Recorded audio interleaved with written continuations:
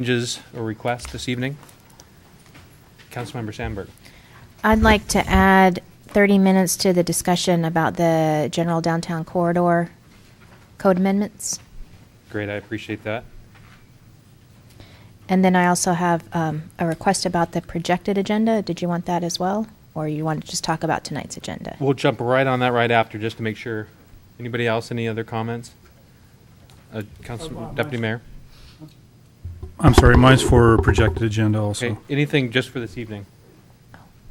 Sorry. Councilmember Ray.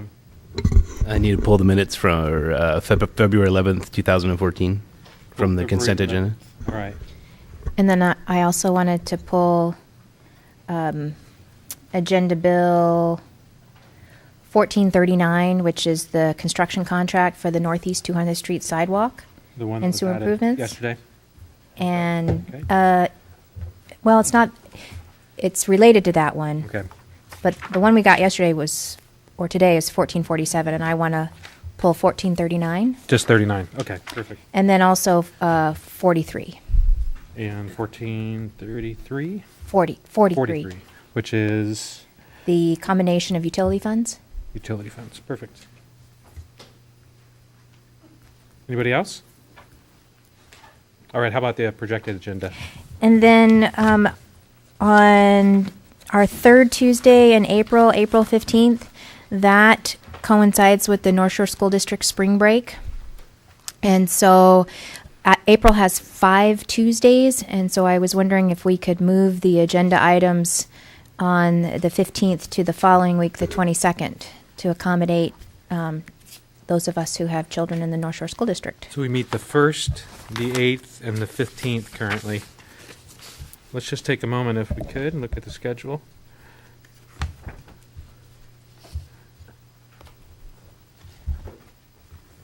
I'm not opposed to that. Are you opposed to that? Councilmember Ray? I'd support that as well. Okay, thank you. Everybody's nodding their head. Councilmember Evans, any thoughts? I don't have a microphone. We arranged that specifically for this evening. Oh, sorry. Let's switch them all down. Oh, are they? How many you got over there? I got 5 over here. Okay, 2. So I don't have a calendar. There's 5 Tuesdays in April, That's correct. and so you would move that meeting to what? The 22nd. 22nd. Okay, I may have a conflict, but I'll check for sure. But if it works for most people, that's fine. Great. So if it looks like we need that meeting on the 22nd, maybe we'll leave it to our city manager to see if we should have that meeting. But otherwise, it sounds like most would be available. Anything else? So I do have something I'd like to add to the projected agenda. Deputy Mayor and I had an opportunity to speak last week about this in some detail. And we have what I call is kind of the football park, the half-acre park by the football field. And what we discussed was the potential opportunity to have that be like the Freedom Park. So we have the Freedom Festival every July 4th, which draws over 15,000 people to the city of Bothell.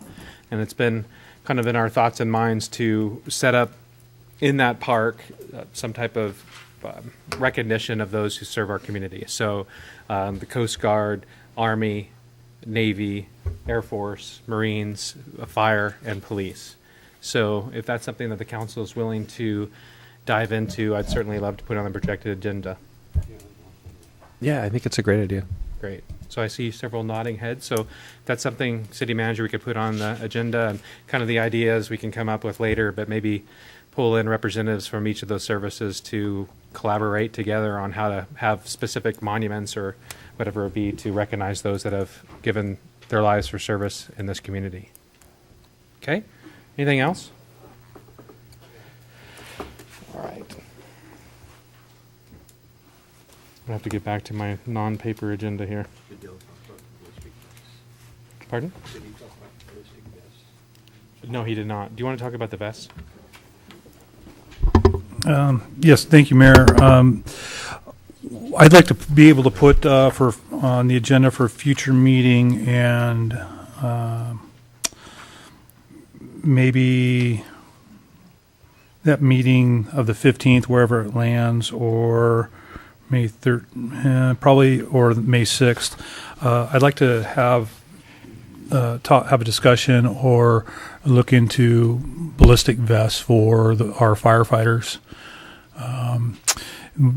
Recent training in the East Metro Training Group, we had training working with law enforcement on a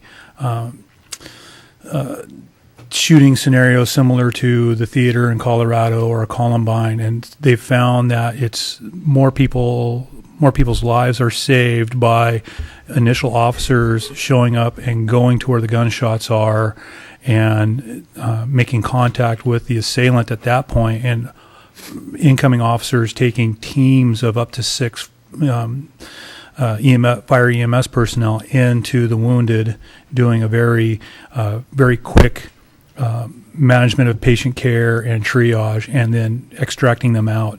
And I would hate for our folks to be put in a situation and not have all the proper safety equipment that they could have, such as ballistic vests, to do that. It's basically an industry standard that I think that our personnel should have that critical piece of PPE.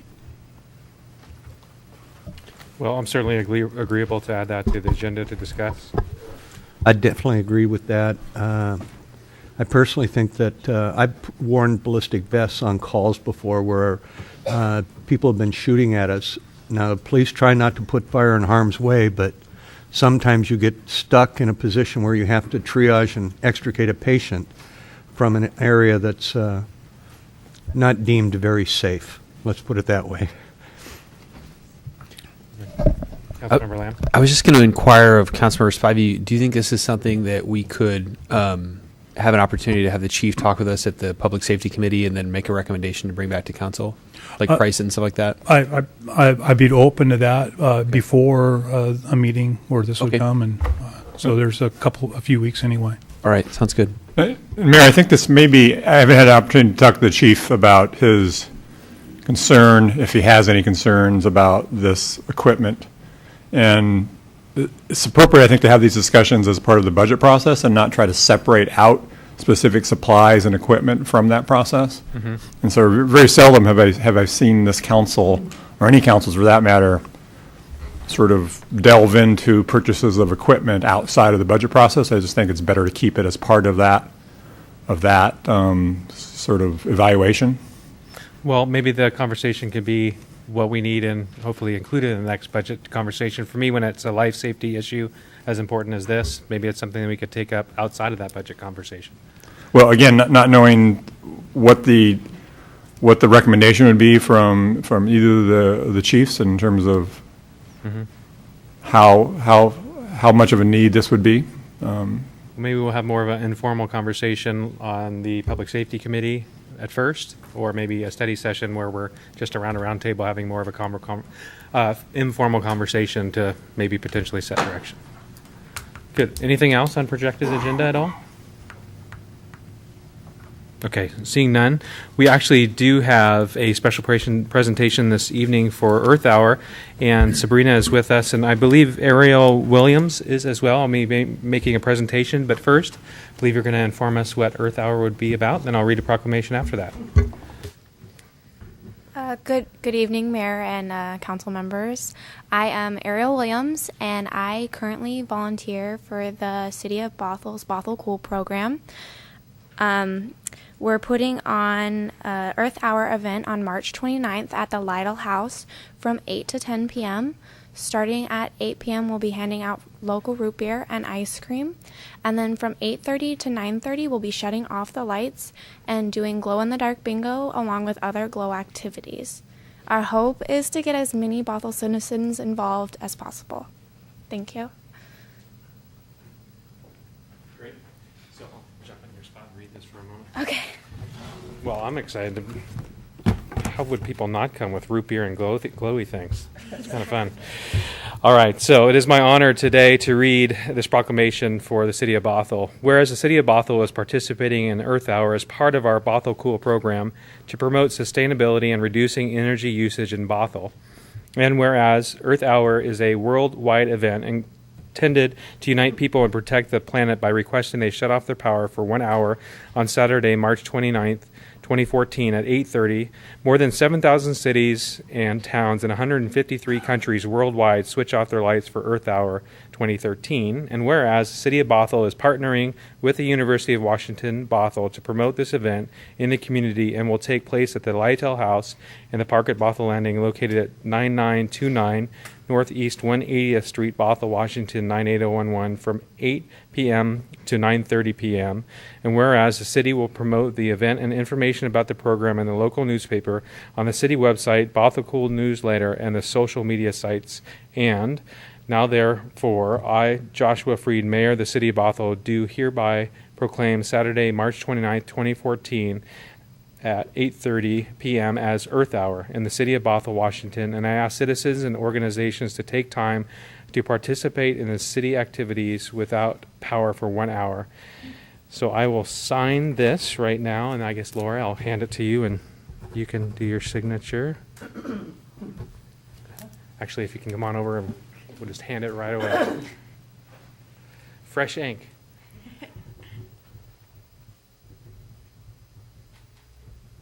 Great, thanks, Laura. All right, well, I appreciate your leadership in this event. Thank you so much. Thank you so much.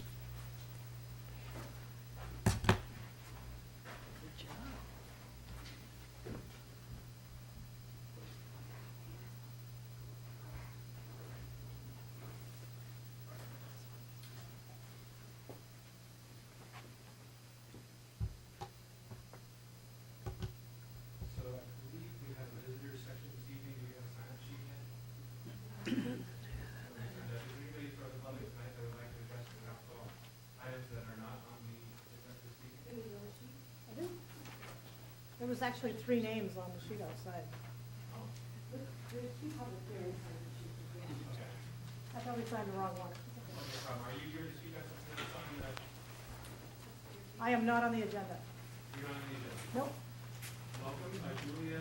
We have your name and address for the record. You want me to say it or? Okay. Hi, my name is Julia Walters Burns, and I've lived in Bothell here for 23 years. I'm here to talk to you tonight and ask for your support for kids and families here in Bothell that are living with autism. And this is something that's really near and dear to my heart, as about 10 years ago, my then 6-year-old son was diagnosed with Asperger's, which is a high-functioning form of autism.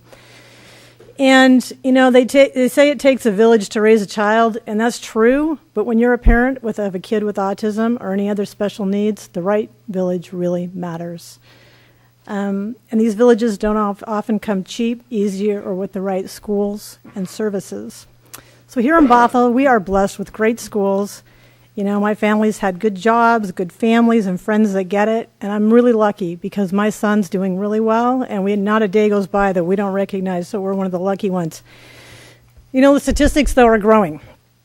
It's 1 in 54 boys, about 1 in 84 overall. And here in Bothell, we have about 7,300 people under the age of 18, which means we have somewhere between 75 and 100 kids living among us, probably in the North Shore School District, which I want to say does a really good job. You know, I've witnessed that firsthand, and they do an awesome job, but they can't do everything. So what can we do to help? Well, personally, by the end of next year, I expect to complete my own personal goal to run a marathon, all 7 continents. I've been doing my training here in Bothell, dressed like a superwoman. You may have seen me running the streets. Yesterday I ran as a leprechaun. That was me if you saw me. But my slogan is, what's your superpower? Because we all have them, and we should all use them. And to date, I've raised about $40,000 for autism charities. You know, while may not be the fastest runner, I'm definitely one of the most passionate. And it's not world peace, but if I can just do one thing to help one family and their child make it, it's worth it. So for those of you here, so what can you do? What is your superpower? So if you're a parent, first and foremost, you can teach your kids to appreciate and be kind to kids who are different than them. You know, at the very least, your kids can be kind. Kids today can be really mean, and it starts with you. So each of you should just teach your kid not to be that guy. Don't be that person picking on the kid. Don't be that person that makes the kid feel inferior, because they have enough issues on their own. You can take your kids to events that support kids with special needs. Lots of organizations in our areas that support kids. The Kindering Center just moved here in Bothell. we have FEET, we have the YMCA, and we have the Can Do Run that's next month. But to the council, how can you help? So you guys have the easiest job of all. Every year in April, the world celebrates International Autism Awareness Month. And just 2 weeks from now, on April 2nd, is Light It Up Blue Day. On this day, the buildings all over the world are lit up with blue lights that celebrate kids and families with autism. And the last couple of years, I've noticed that the council makes a resolution at the end of April to declare May Autism Awareness Month. So I thought I would get in here and get ahead of it. My bell just went off. But just to close and to remind you, I brought each of you a blue light bulb for your house and a whole bag full of Autism Speaks pins so you can wear them. And you don't have to wait until April to use them. And if anybody else wants to get a blue light bulb, you can get them at Home Depot. So in conclusion, I just hope you'll accept my request, show your support for these families, and declare April Autism Month in Bothell. Thank you. Absolutely. Would you just, maybe there might be some questions from council. I know Councilmember Lamb has some words. Or Yeah, no, I don't have any questions. I just wanted to thank you for coming out tonight, and thank you for your words. My family, I also have a child with autism, and I appreciate the work that you've done on that on behalf of that. Myself, Mayor Freed, and Councilor Agnew have all raised significant amounts of money through the Elves for Autism Foundation, and that's something that means a lot to us. And I took particular note and care of your words about being kind to families and being kind to children. And I think we as adults have a great opportunity to show an example of that. And when families are going through a difficult time, reach out to them in kindness. And having a child with special needs is a particularly difficult thing. So I appreciate your words on that tonight. Thank you. Yeah, thank you so much for bringing up Can Do. Good friend of ours, Connie Drews, has been involved in that. I participated in the run at one point. I can't say that I ran. And it's not even very long. It's They only have a like 1 mile 5K. run this year. Yeah, that's how pitiful I am. But that's impressive that you're going to run 7 marathons, you said? Is that right? Well, I've run more than that, but it's a marathon on every continent. Yeah. So I just have 2 left, so I'm good. Antarctica, of course, is the last one. I get tired driving 27 miles, so you have my full respect. But thank you so much. You are a superhero in my mind. Oh, thank you. Yeah, thank you. Can I just give this to you? Is there anybody else that signed up for public comment this evening? Anybody else would like to come forward? Mr. Paler? Yes, Dick Paler, 9013 Northeast 190th Street, Bothell. I wanted to talk about an item that's on your consent agenda regarding the Horse Creek. Should I talk now? Or Absolutely. No, this is very appropriate. Thanks, Dick. Okay.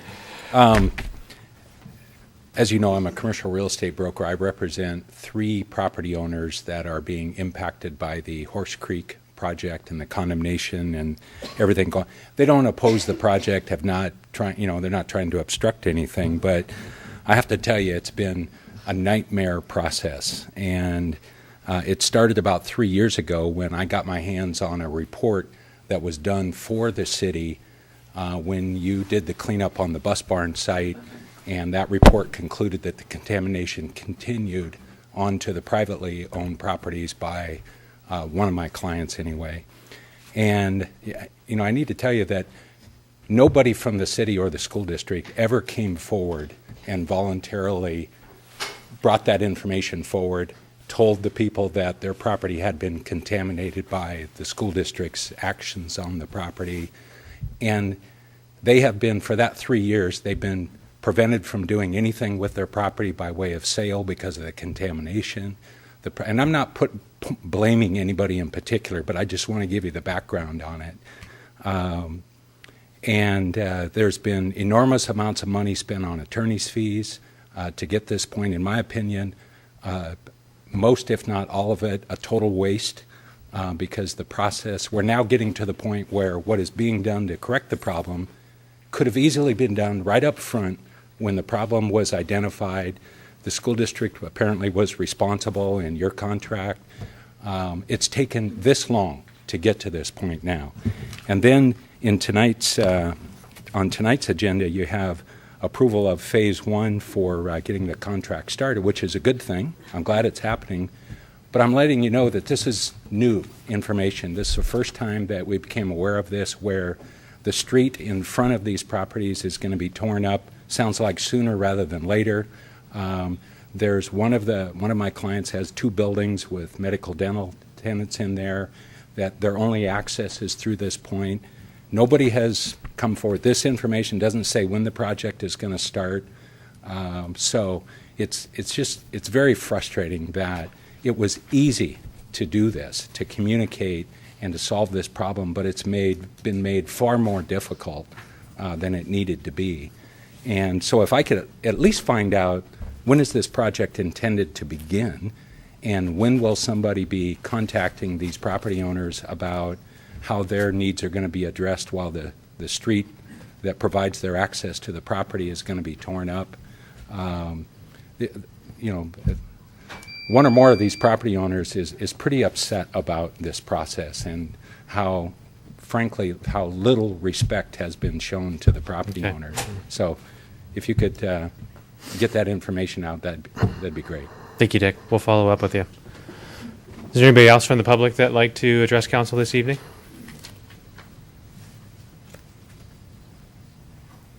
Okay, seeing none, we do have items that were left on the consent agenda. 3 were pulled. One was February 11th minutes, AB 1439 and AB 1443 were pulled, but the balance of the consent agenda is there. I'd move approval of the balance. We have a motion by Councilmember Lamb and a second by Councilmember Agnew. If everybody could place their vote. If clerk could display. It passes unanimously with all council members here. The first item that was pulled was the minutes from February 11th, and I believe that was Councilmember Agnew, or sorry, Rayam that pulled those. So I just have a couple of corrections to make to it on page 8 of our packet.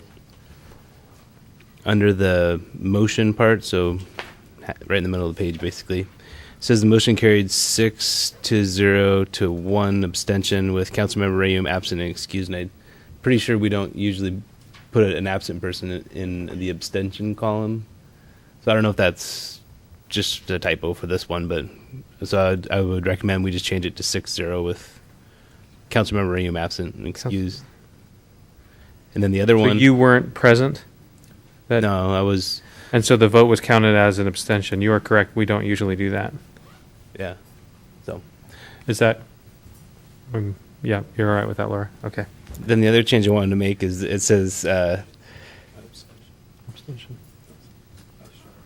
Council member Rayum arrived at 6:35, and I'm sorry I was late, but it wasn't 6:35. I was just 5 minutes late, so I was here at 6:05. I can't remember. I'm going to trust your memory better. Do you know, clerk? Do you recall? Okay. Yeah, I thought it was. Yeah.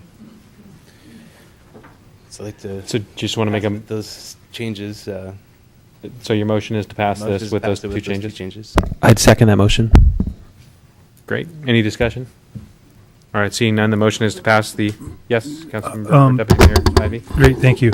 I'm just kind of going over. And I know it wasn't 6:35, but I don't think it was 6:05 because we had a last minute proclamation that was put on and consent before you arrived. So I don't know that, I know it wasn't 6:35, but I'm pretty sure it wasn't 6:05, just based on the conversations that we had with the proclamation and all. I would be comfortable with a 6:15 or a 6:20, but because 6:05 you would have been here for the consent vote. So let's just leave it then. I was just trying to, I just saw it and was like, I don't remember being 35 minutes late, but yeah, let's just leave it. So the motioner and the second was, weren't you the second? I was the second. You were, I'm fine with 6:15. 6:15. Mayor, the clerk was trying to get somebody's attention.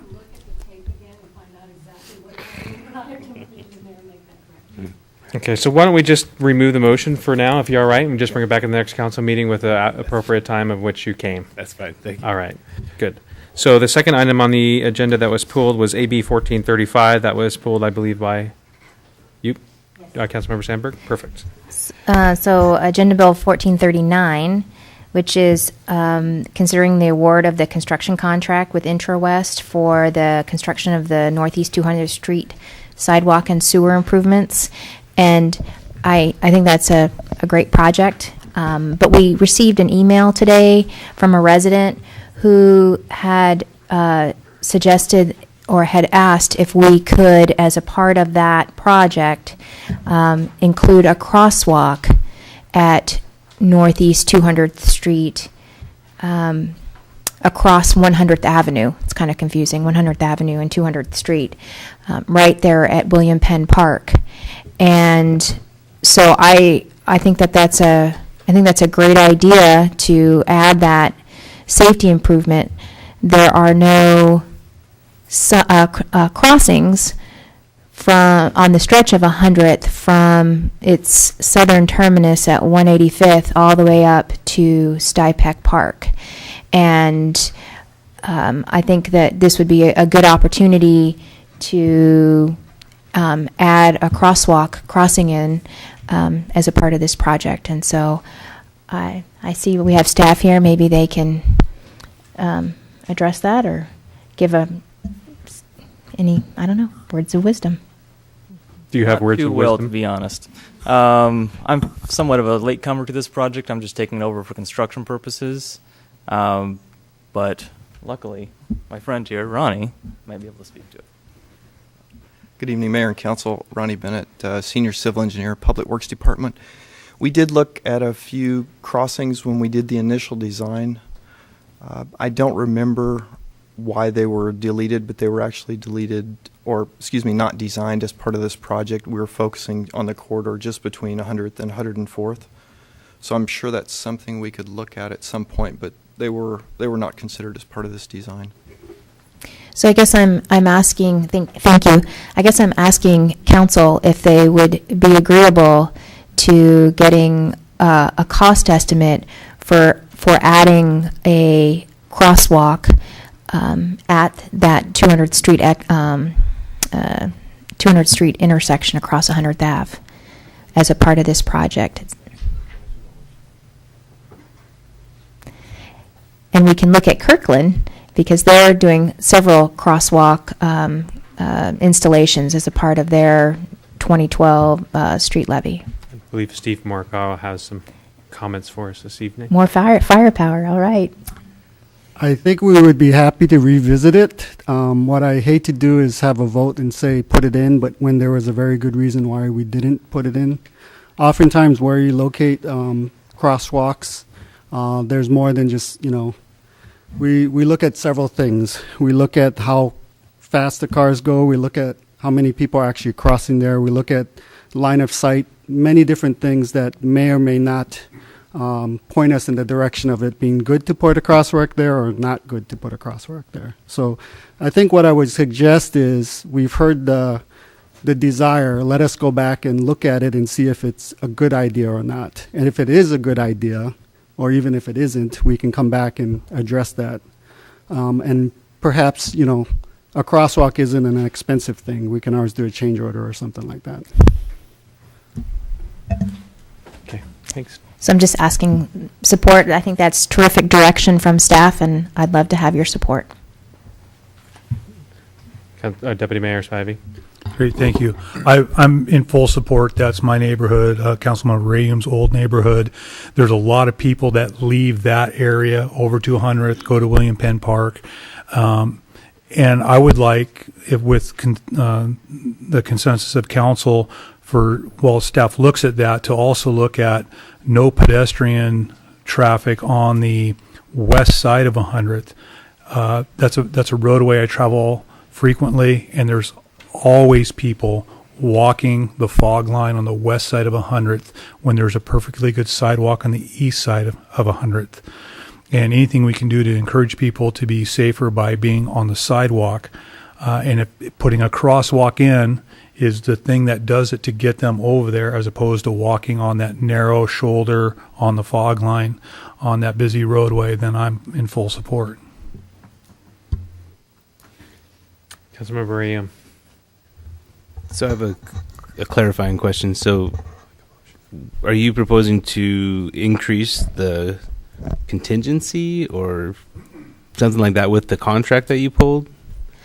I think Steve, our staff member, gave us a really good suggestion about going back and taking a look at it and then bringing that information back to council. And I'm comfortable with that.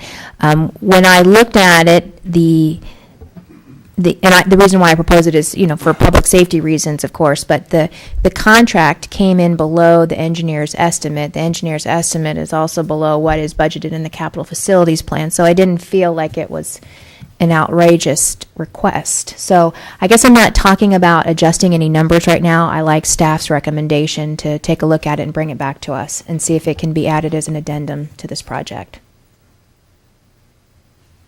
You complete?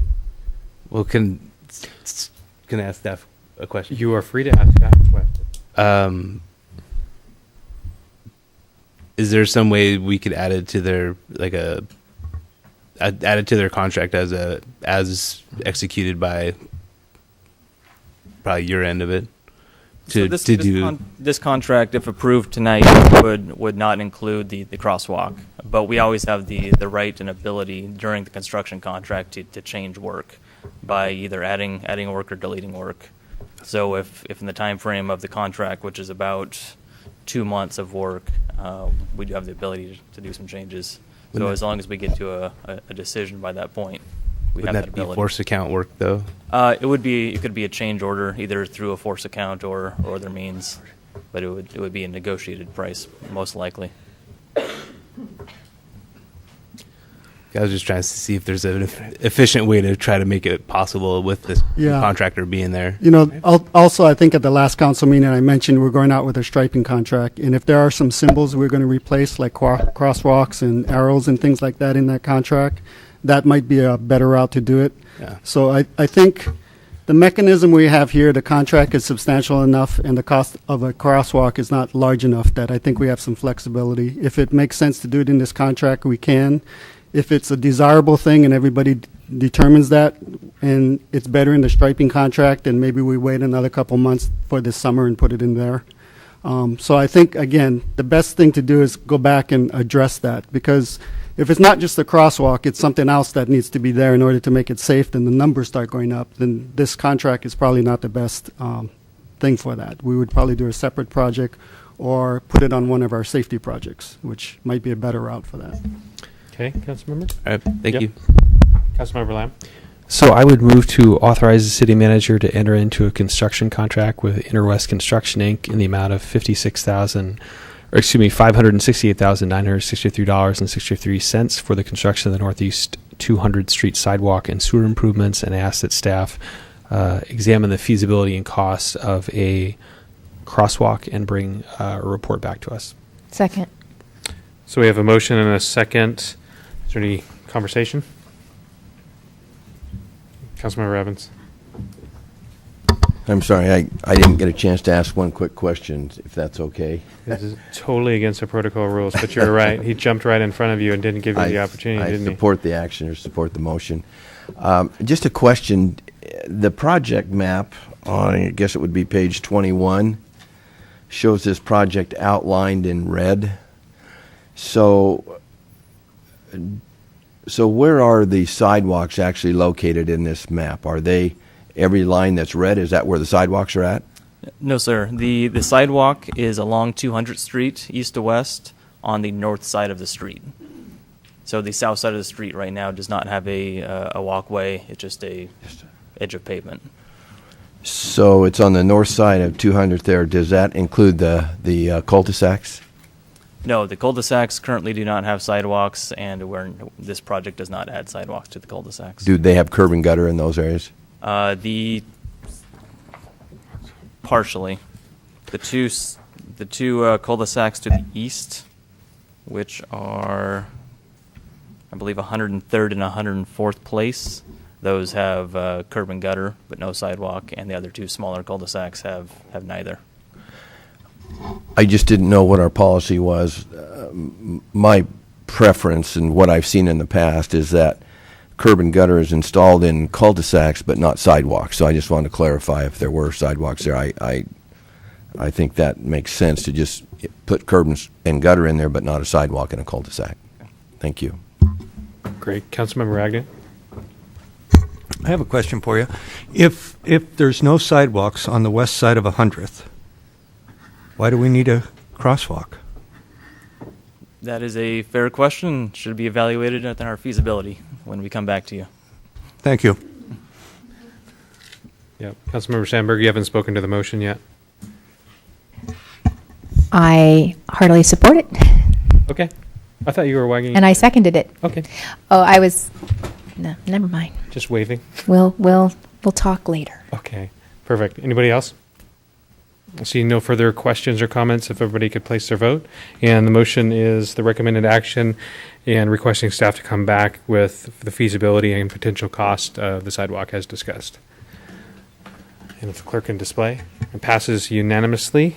The second item that was pulled by Councilmember Sandberg was 1443, utility fund conversation. Councilmember Sandberg. So this one is considering approval of an ordinance to combine the utility funds for bonding purposes.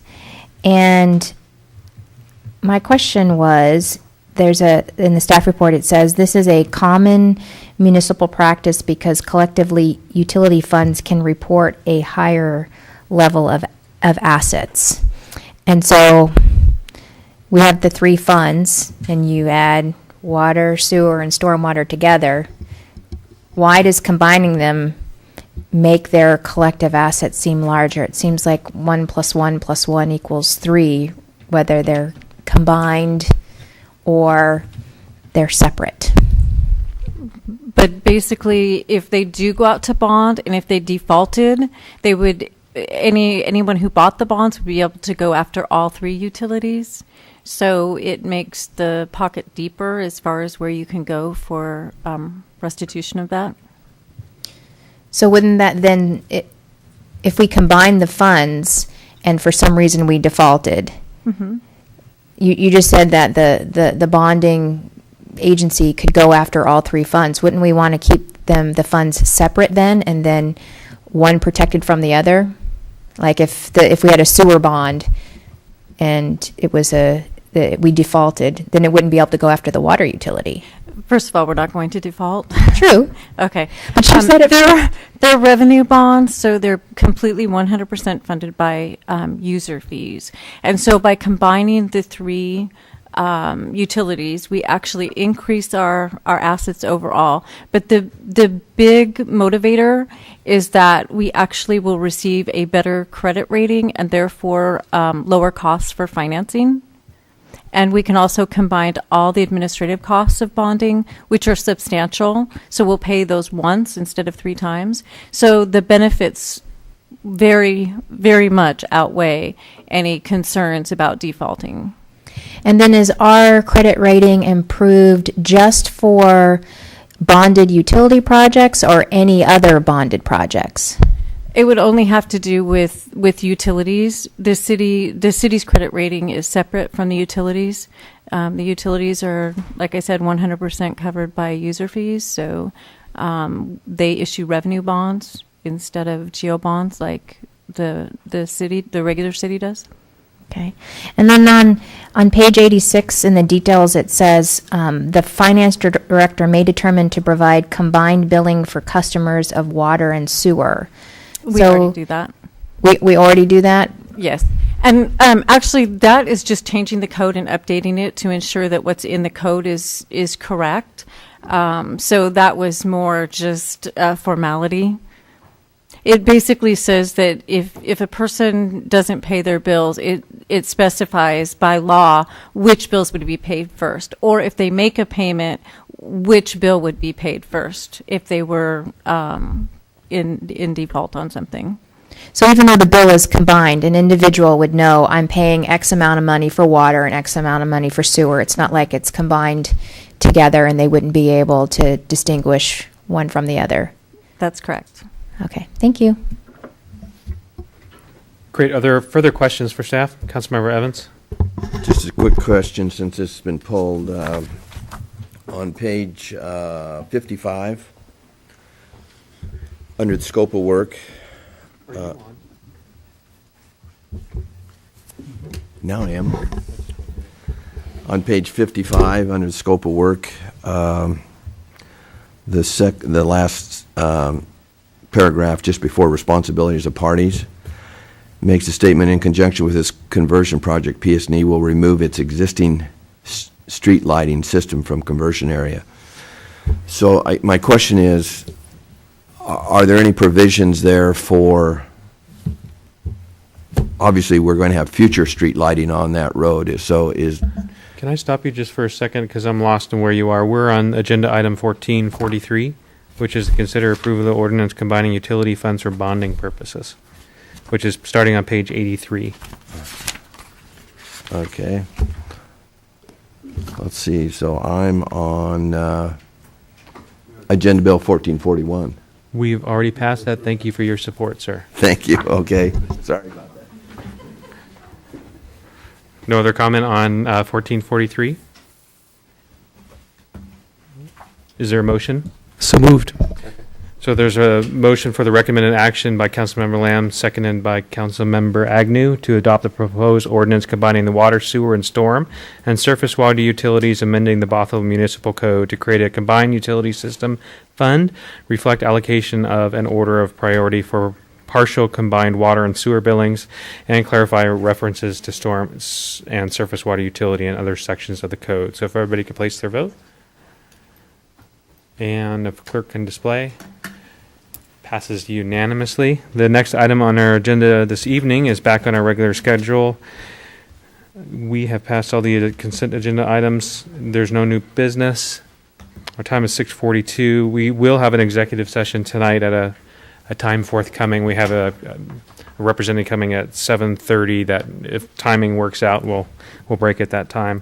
So we do have a public meeting. So AB 1445, a public hearing, proposed general downtown corridor code amendments and consideration of proposed council findings, conclusions, and action, and a proposed ordinance to approve the amendments. So I'd like to formally open the public hearing.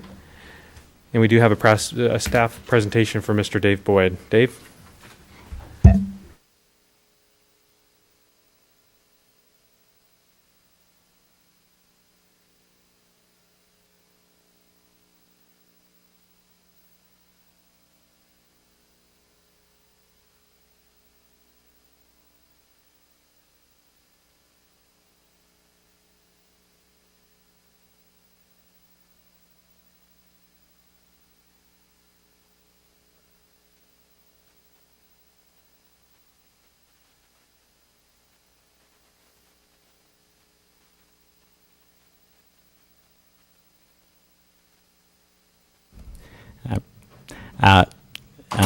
Just going to recap some of the study session comments and questions and the responses that you found in your staff report tonight.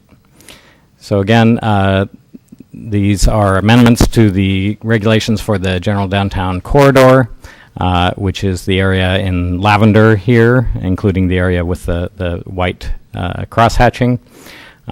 It extends along Beardsley Avenue on both sides of parts of both sides of Beardsley Avenue, a small area off of Valley View Road and Circle Drive, and then an area up in the northwest portion of the downtown sub-area. The code amendment was brought by Mr. Tom Marvin, who owns property in the general downtown corridor, but it is an area-wide code amendment relating to all portions of the general downtown corridor district. And so recap of the request is to, or the recommendation actually at this point, is to apply the minimum parking requirements of the central downtown districts to the general downtown corridor, to allow surface parking on the sides of structures, provided that there's adequate landscaping to screen it from the street, and to provisionally reduce the front setback in cases where it would increase the setback from adjoining residential areas, or provide a better transition from adjoining areas with smaller setbacks. On the parking provision, the recommendation is to simply apply the parking requirements that we already have adopted for the downtown core, downtown neighborhood, and downtown transition districts to the GDC, replacing the table on the right here with the one on the left. And on the table on the right, I have inserted in red the citywide recommendations that regulations that would apply in the general downtown corridor currently. The one of the questions that came up last at the study session, I presented a King County right-size parking study that informed the staff's and the Planning Commission's review of this and our recommendations. One question, there were a couple of questions about the report, and one had to do with, or a comment was made that Bothell was the only jurisdiction that has a 0.75 per bedroom requirement.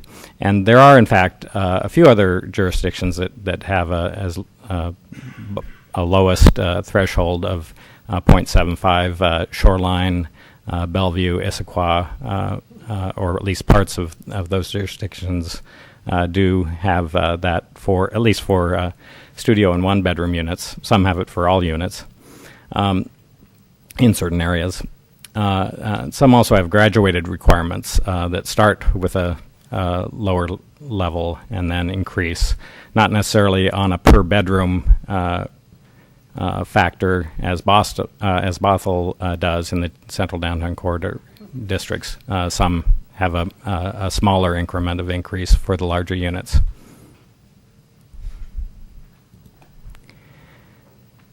And then there was also a question about this table in that King County right-size parking study. This compares the requirements for jurisdictions or portions of jurisdictions and the projected utilization that the study analyzed. And Bothell's downtown requirements are the closest in the study to the projected utilization. As you'll see here, the average forecast utilization is 1.17. Our average required, based on average unit mix of unit sizes, would be 1.2. So we're very close to what the projected utilization is. Other issues that were raised and addressed in the staff report had to do with market impacts. There was some question about whether, in fact, lenders do sometimes require more parking than is the minimum that's required. I think that has been the case. That's certainly something that could be changing. But the fact that there are jurisdictions that have no parking requirement, but still where developers are providing parking, there are market forces that do compel developers to provide more than the minimum in certain cases. There was a question about campus spillover, and I think that that certainly is an issue that the Planning Commission considered, and they did recommend that the council institute the permit parking for the Sunrise Valley View area as you have, but we really think that those are two separate issues. That the current spillover parking is not a result of new development under these standards, just simply because there hasn't been any, and that the measures being taken to address that campus spillover parking, we think will be effective in addressing that issue. There was also a concern that to the degree that these parking requirements are dependent on good transit service, that the impending or potential impending transit cuts could create some problems. But even with the proposed cuts in transit routes, all of the downtown districts would qualify under our citywide transit reductions for the maximum transition. They'll still have enough qualifying transit routes to qualify for those reductions, which essentially have been front-loaded into the new requirements.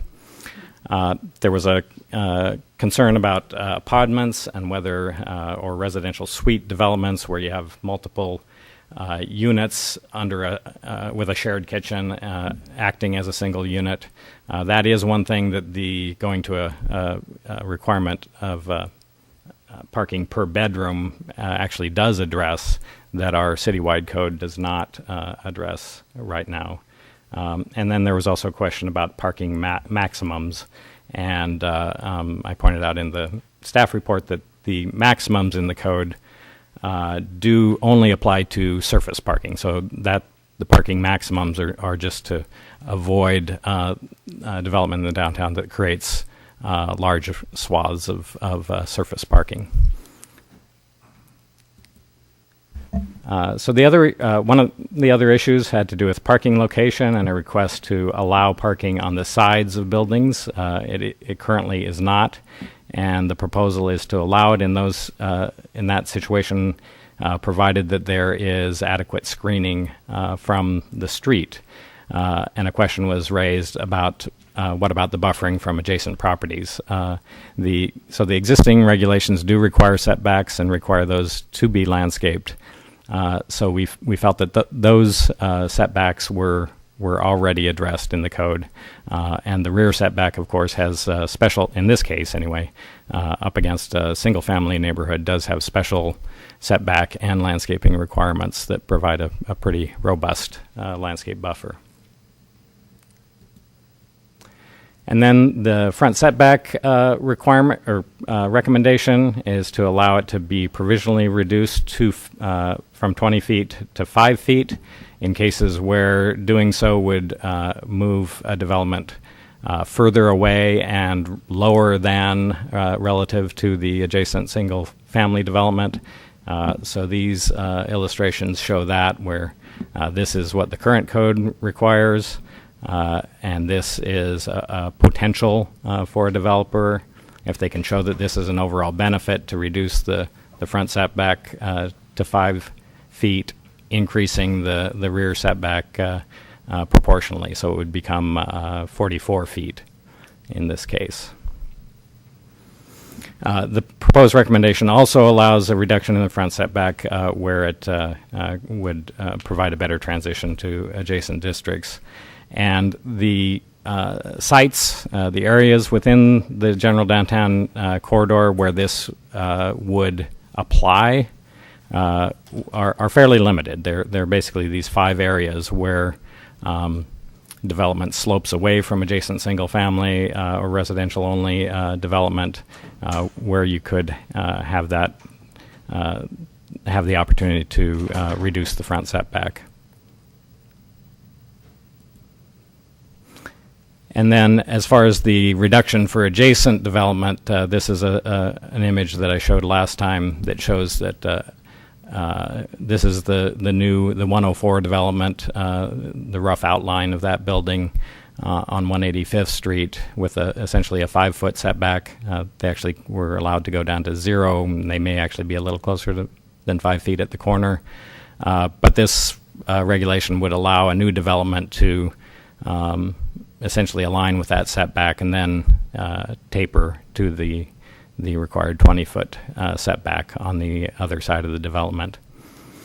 This raised a question about sight lines, and a couple of council members had indicated that they had found that the driveway from the post office here was now blocked by the new development. And in fact, I think it was mentioned at the meeting that the problem isn't the new development. It's well out of the site triangle, but the development did allow for street parking there, and that has created some challenges, I think, in terms of sight lines. But again, those things are reviewed by our transportation development review staff, and adequate sight lines are required as new developments go in. There was also a question about the landscaping provisions for those setback areas, and those still apply as they would before and as they do in the other downtown districts. So that's a quick recap of the issues that were raised last time, and so now I open it up for questions either of me. We're joined here by Planning Commission Vice Chair Steve Booth, and I'm not seeing the applicant here. He may be joining us at some point this evening and have some input as well. Good.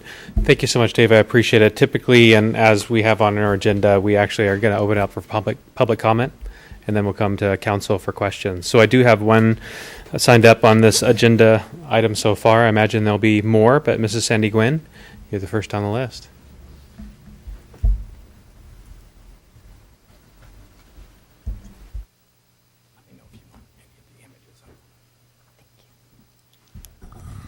Staff was just asking me if I wanted any of the images up.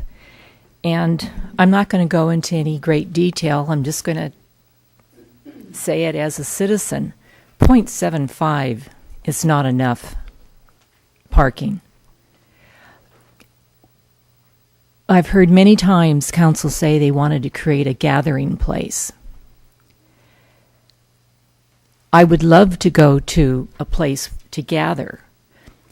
But if I have difficulty with the line of sight, as was explained,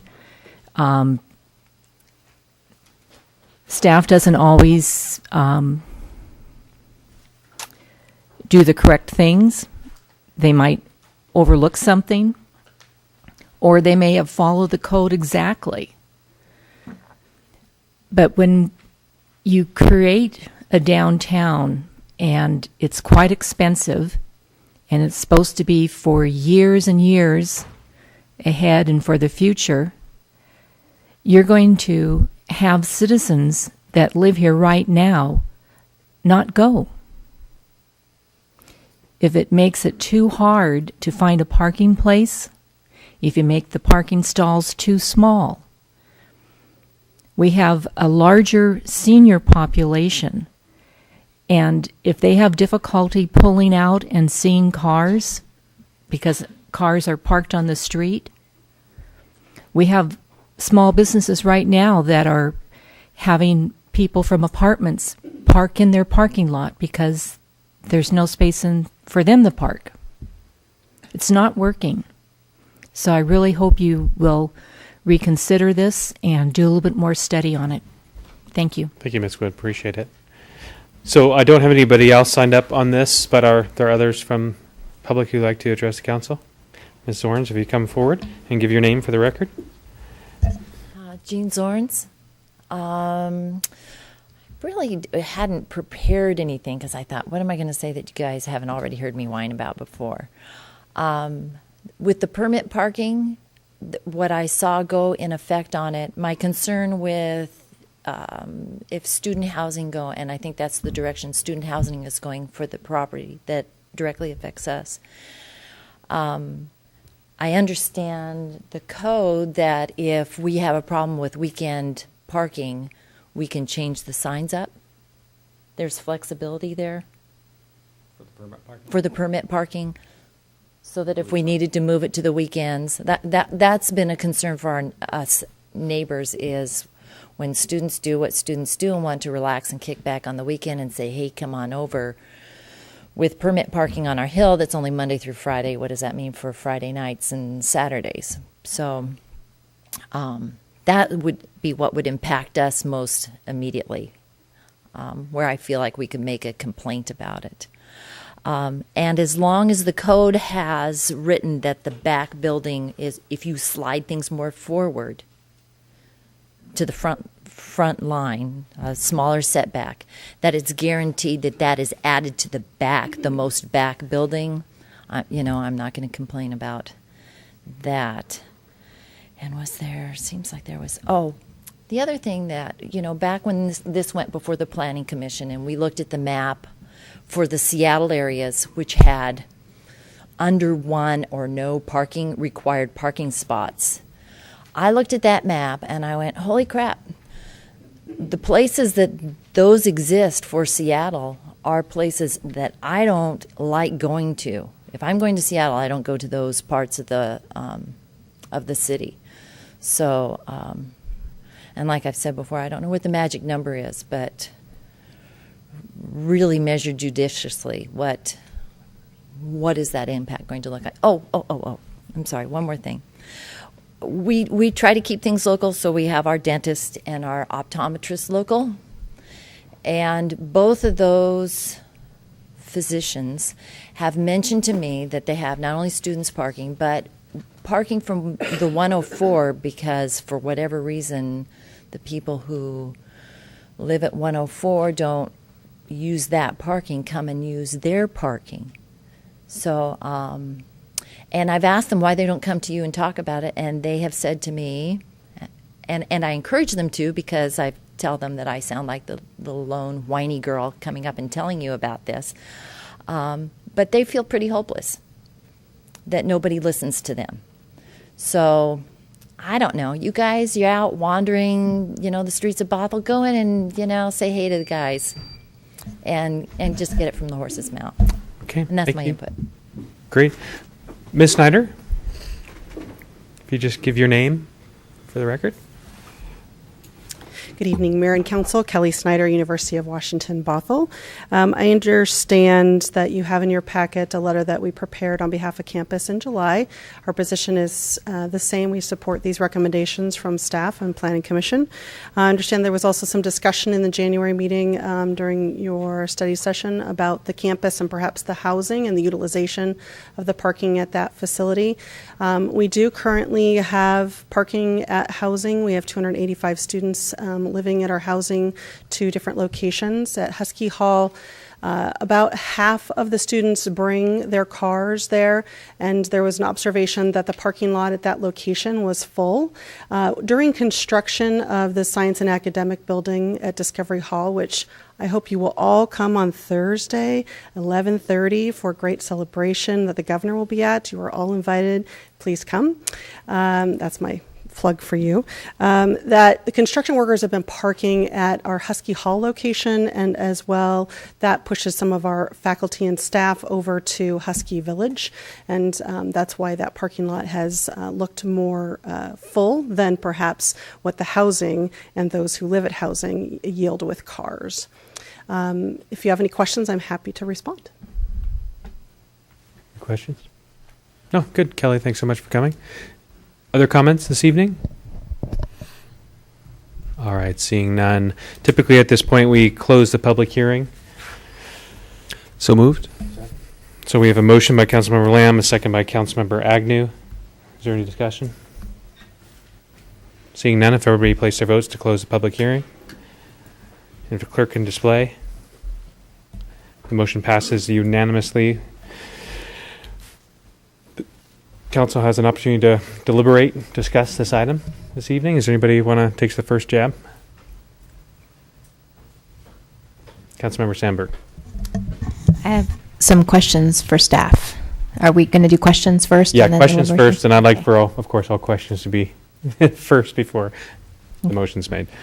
So, Dave, are you able to pull up the rightsizeparking.org website from the dais there?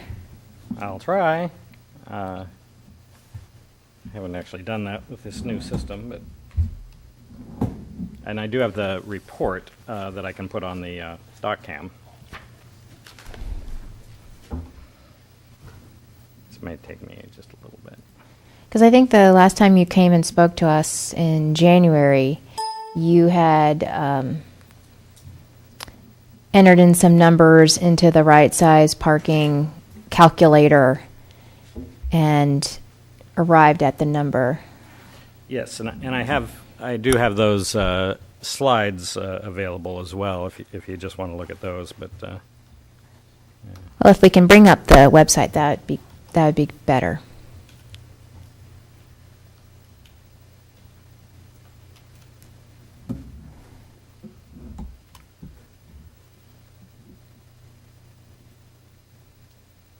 here we go. And then I think, let's see, is it the calculator? So you want to go to the... And I think if you instead of going to the King County website, if you type in rightsizeparking.org, yeah, that one.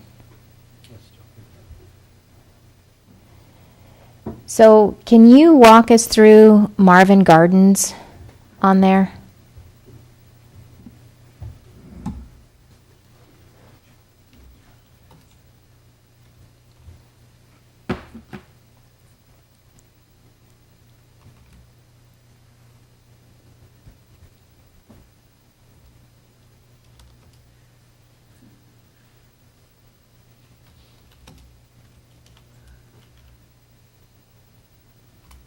See if this works. There we go.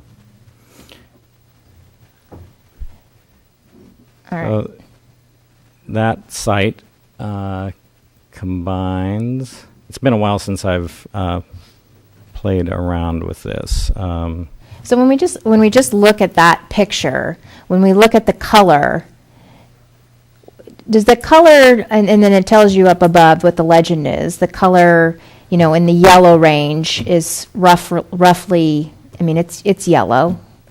So is that telling us that for this area, it's yellow is what is currently on the ground, or yellow is what's recommended and predicted by the right size parking calculator? It's the latter. Okay. It's based on the data and all the inputs that they put into this this calculator. It calculates how many parking stalls are needed for an average project on a given site, and sites that are closer to transit. That's one of the factors that it considers have a lower required parking. Sites that are further are less likely to have tenants that forego getting a car. And then, so to actually look at the specific site, it's these two parcels.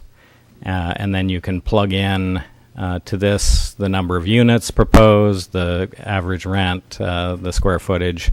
And I used numbers that Tom Marvin provided of what his schematic plans at least indicated. That And he had just studios and one bedrooms. Was that right? Yes. And do you remember what those were? Can we plug those in?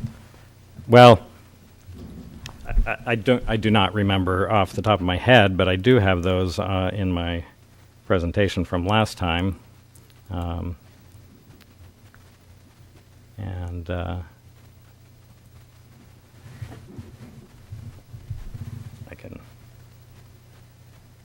So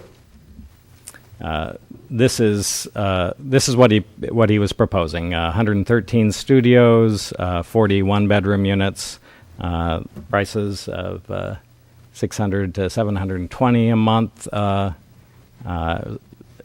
areas 400 and 440 square feet. So small units. He was gearing this towards the college student market. And so with those numbers, that came out to a projected parking ratio of 0.75. He also testified at the Planning Commission that the current rules would essentially, the number of parking spaces he can fit is fixed. So under the current rules, if he had to develop under the current rules, he would wind up doing all 3-bedroom units, have the same number of bedrooms, or the same number of people living there, and the costs and size are adjusted accordingly, and the projected parking ratio then is 1.45. So can we just plug in his studios and his one bedrooms into the calculator that you've pulled up on the website, please?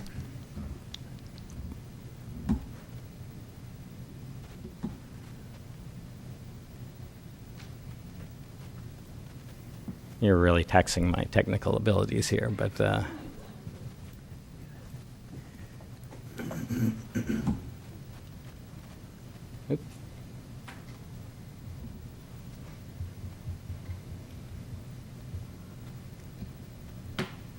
sure what was it, 113 and 43? 40? Let me see. Oh, there we go. And, I don't know if it's important to change rent and residential square feet. It does have a factor. But, so when you hit update, you can get to the, Let's see what happens if I hit update right now. So with the larger units and higher rents, the calculator assumes that more of those tenants will, or fewer of those tenants will forego owning an automobile, and so the projected parking ratio is higher. and then when you go to the next tab where it says location characteristics, so that you can massage these numbers a little bit more. And so, like, for example, our population isn't 60,000, it's 40,000. So you can slide that down. I don't know what our jobs are, but you can, do whatever you want with that ruler. And then the transit service, the way that that's calculated, the transit service, that 91.91, is based on transit service concentration similar to the university district. I spent a lot of time in the university district. Bothel's transit service is not university district service. So I slid that that slider all the way down to the bottom. I don't know Because if we're the worst, but how about Burien? I don't think we have the transit service of Crossroads, but you can put it anywhere in there. Okay, let's be East Renton. And then submit that again. It's at the bottom. You can just scroll that. Oh.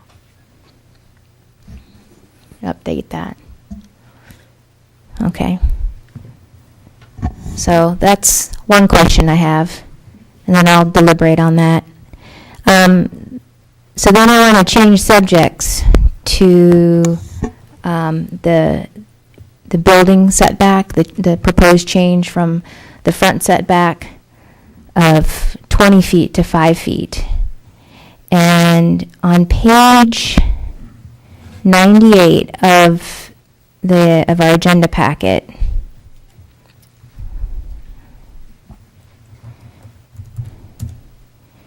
it says, and this addresses one of our speakers' concerns about what happens with that setback. And the language is, and it's at the very bottom, it says, the wording in the proposed amendment does require increasing the rear setback with a, quote, wider buffer if the front setback is reduced.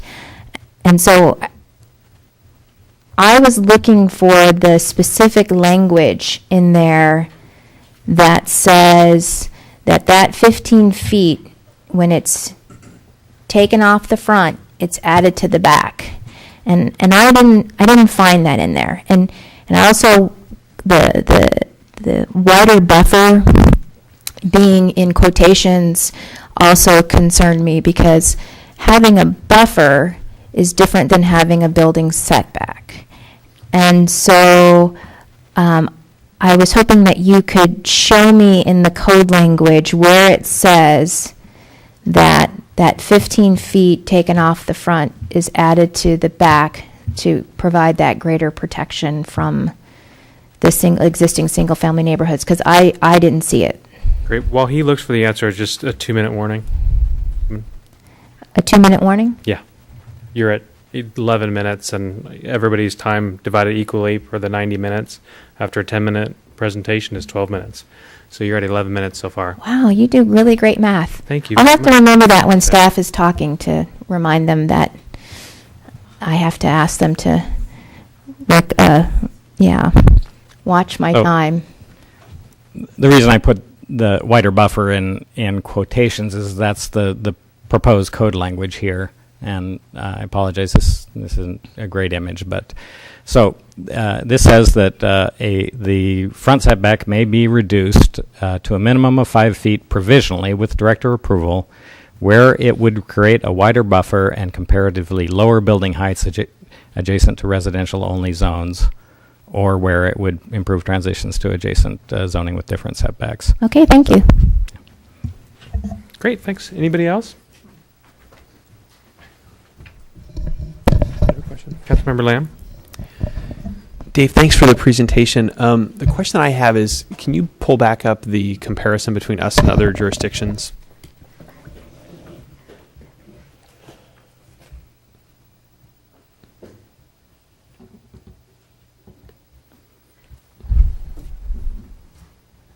There were two. One was comparing the actual requirements, and the other was requirements compared to utilization, projected utilization. So what would it do if we were to go to 1, 1, and 1 as opposed to the 0.75? I mean, it seems a little bit more consistent with what other jurisdictions are doing. The 0.75 seems to be something of an outlier. Well, in terms of the other jurisdictions that, I mean, if you're comparing it across and again, taking into account variances for access to transit. Yeah. Well, for one thing, I will say that one result of this right-sized parking study was they came up with a model code that institutes a formula that takes many of the factors that go into the calculator into account. And some jurisdictions are in the process of updating their code, and some of them are looking at using something like that model code. Since we already had devised a different code for those central downtown districts, it seemed to us to make sense to stick with that model.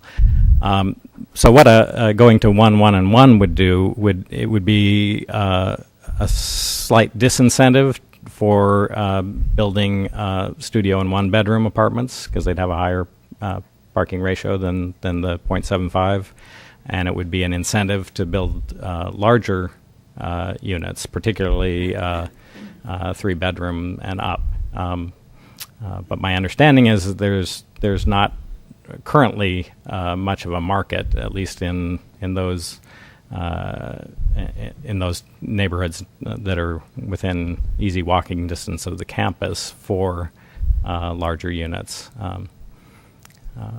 And I guess I would also say that if we are going to tinker with the formula, I think, or if the council would like to consider a different formula than what we're using in the central downtown districts, I think that requires a little more study, and I think we'd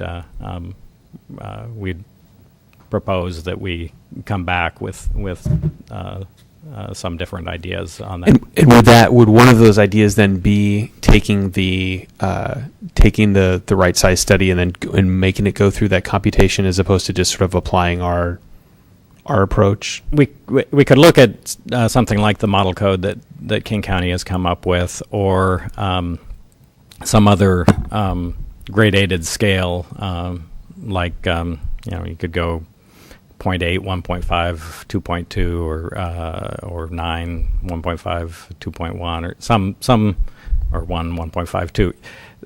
We'd have to. I think we haven't really seriously looked. That wasn't one of the things that we considered in Planning Commission. Yeah, and I mean, I guess I'll just speak to this because my generalized concern is that I'm not sure. I mean, my preference would be, I mean, understanding that we want to encourage people to take transit, we want to have walkability.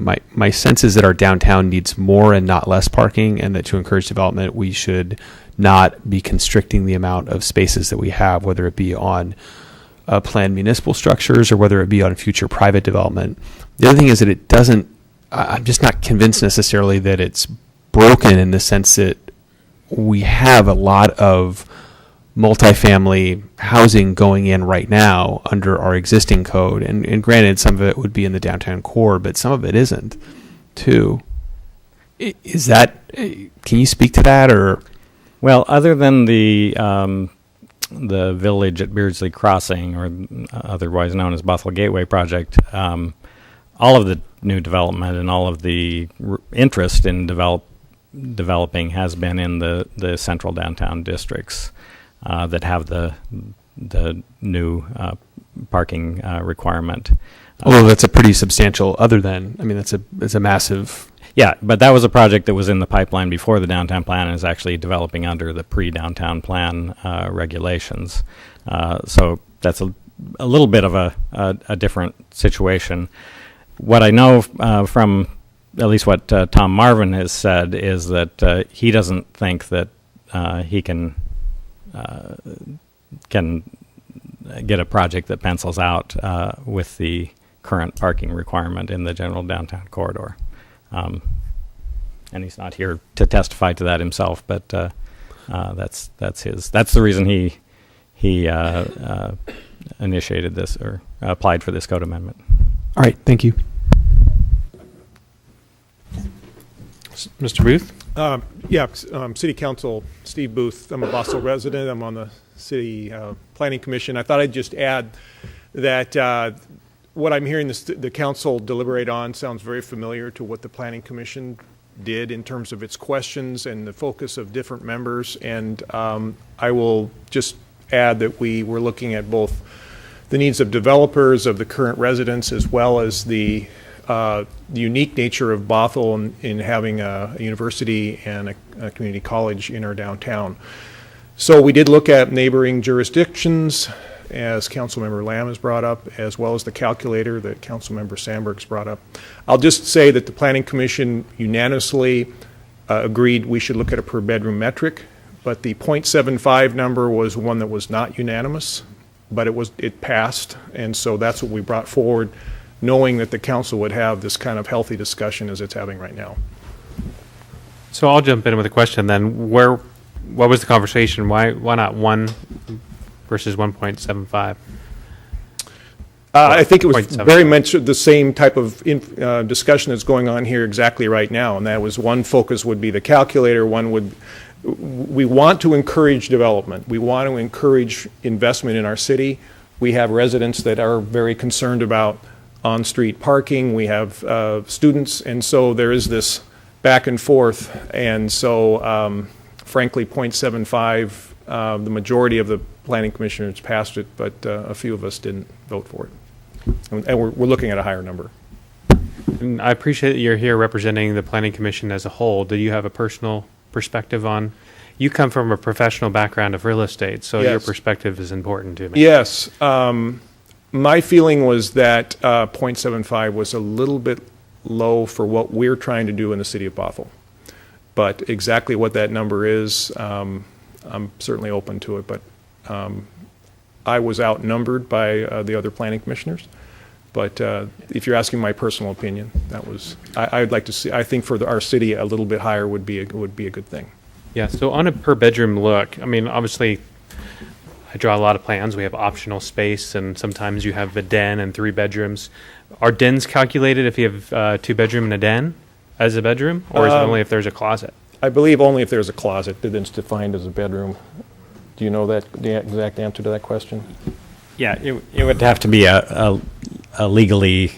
It would have to legally qualify as a bedroom per the building code for us to call that. Any idea how many dens with doors that are already built in are turned into closets and become a bedroom in the city of Bothell? Curiosity. I don't. Off the top of my head, I do know that the 104 project has some what they call 1+ units that do have a. They're really not. They're alcoves off that it'd be a stretch to use as a bedroom, I think. And the 104 is an example that developers don't always build to the minimum. That they did provide 28 more parking stalls than they were required to, and in fact they are leasing some of those to non-residents. But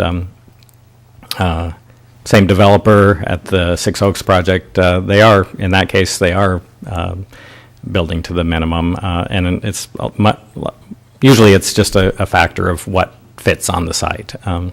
So.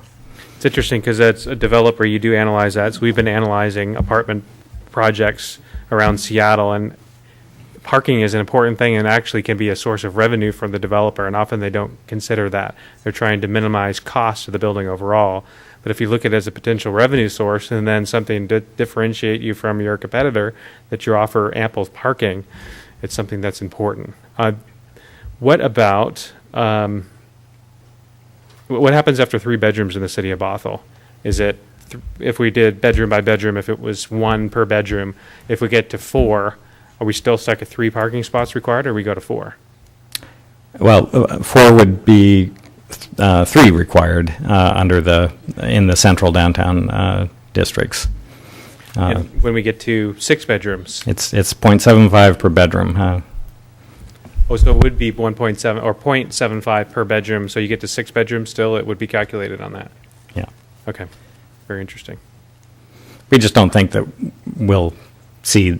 In fact, it's very rare to see larger than 3-bedroom apartments. We might have some townhouse development in certain parts of the downtown, more in the downtown transition district, that would potentially have 3 bedrooms. Yeah.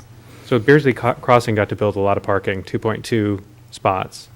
Their configuration, I believe, is the majority, 80% or so, 2 bedrooms. Is it not? Anyone should guess. That I haven't been directly involved in the review of that project, so I really don't know. 104 is probably 80% at least, maybe even more, of 2 bedrooms, isn't it? Yes. Oh, no. It's mostly studios and 1 bedrooms. Mostly studios and 1. Well, very interesting. And so the parking requirement for that is currently?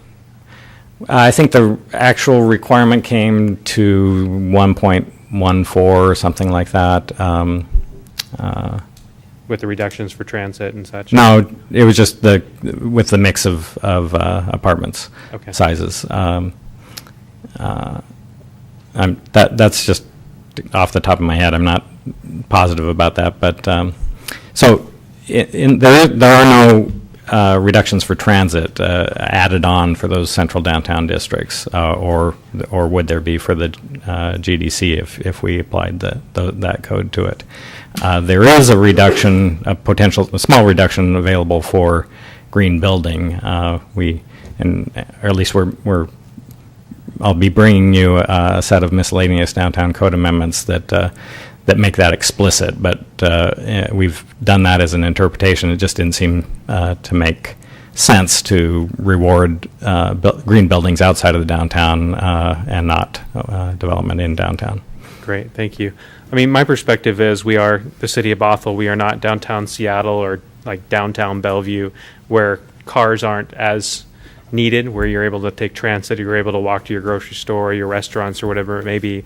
We still, as a city community, really, I mean, we do have good walkability to downtown Bothell, but realistically, folks need cars to go to where they are. We're away from the major work centers. So I lean far more toward 1 car or 1 spot per bedroom, personally. But I don't want to see us having constrained parking and folks parked all over the roads. I want to be able to accommodate the cars at the developments where they are. So, Councilmember Evans.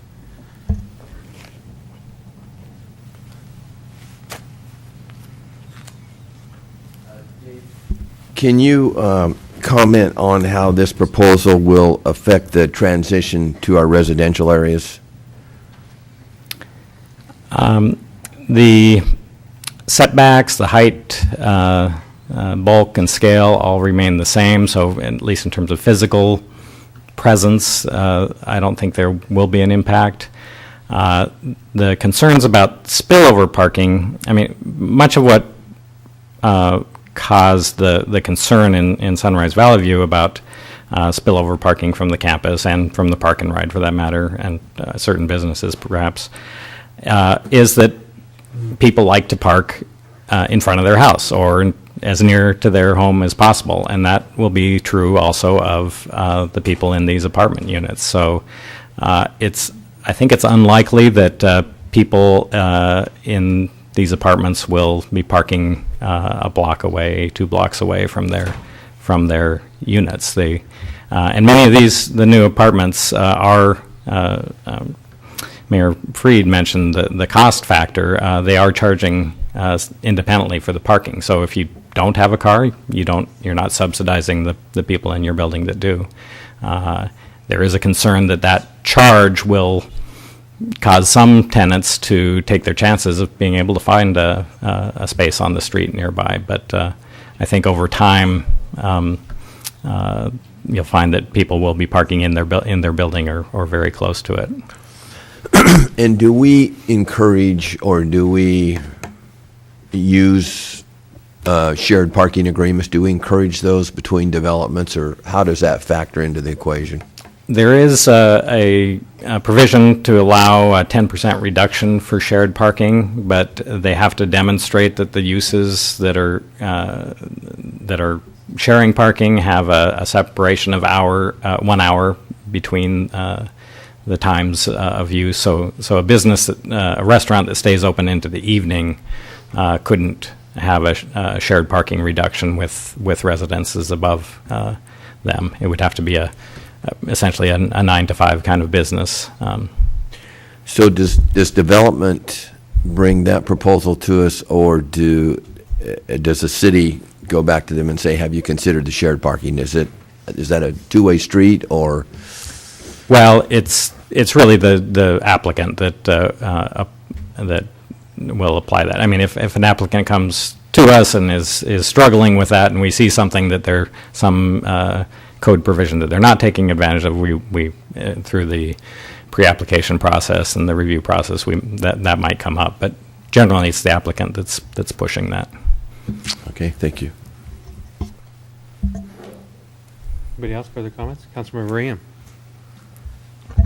So I have a couple quick questions. So the average, it was a slide that you had. It had the average forecasted utilization. There was a table. This one.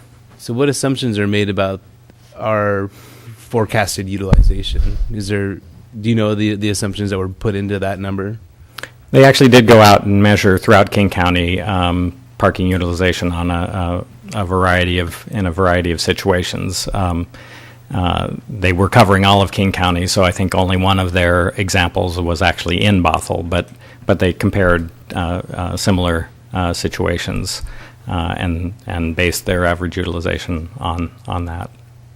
So it wasn't like a prediction. I think a forecast. I think of to come. So they actually just went out and measured what's there now for the forecast instead of kind of guessing using factors, I guess, or whatever, an equation, whatever they used to forecast. It was based on current utilization, and so the forecast part is if you build X, number of units, this is what we forecast your actual parking utilization will be on a particular site and for a particular price range.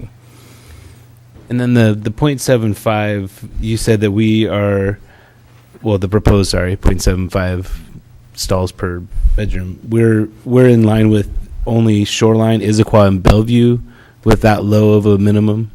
Well, those were examples that had, at least for certain situations, a 0.75 ratio. There are other situations like downtown Bellevue that have 0, and downtown, in fact, not just downtown Seattle, but any Seattle urban center or transit area has no required parking, no required minimum.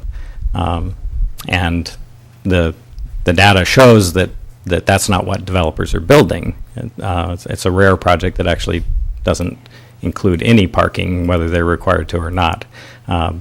So basically, in those areas of Seattle, they've said we're going to let the market determine what the parking should be.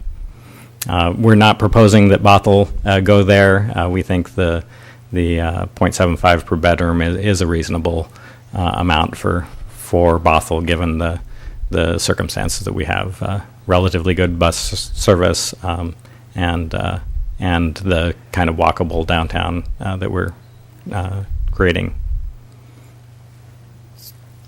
So let me make sure I just caught that. Did you say that you feel like we have pretty good bus service? Relatively in downtown compared to, say, up on Norway Hill or, that's why, with the calculator, if you get away from those transit routes, your projected utilization goes up. That's all my questions. Thank you. Great. Councilmember Agnew or Deputy Mayor? Deputy Mayor Spivey. Great, thank you. So when they came up with these ways of determining, how many parking units per bedroom or whatever, were they just thinking only single people were moving in, or because quite often it's couples and they each have a car, and 0.75 for one bedroom isn't even half of that? And so where's the thought process of couples moving, living together, a married couple, more than one person in an apartment? Yeah. Well, they did analyze that. They looked at the demographics, of these units they were studying, and what their utilization was. And I know it's sometimes hard for us to think that people are going to, even couples are going to live without cars, but it is becoming more and more prevalent. That is a demographic trend in the younger generation, millennials and Gen Xers. I don't disagree where transit service is adequate, and Metro has proven they don't provide adequate service out here. You can't even go from Bothell to Bellevue unless it's rush hour on Metro. You have to use Sound Transit. So we're under-serviced. The other thing I noticed, Seattle, Bellevue, these places that have the one or less spaces per bedroom, they also have a pretty robust parking enforcement program. We don't have any such thing here.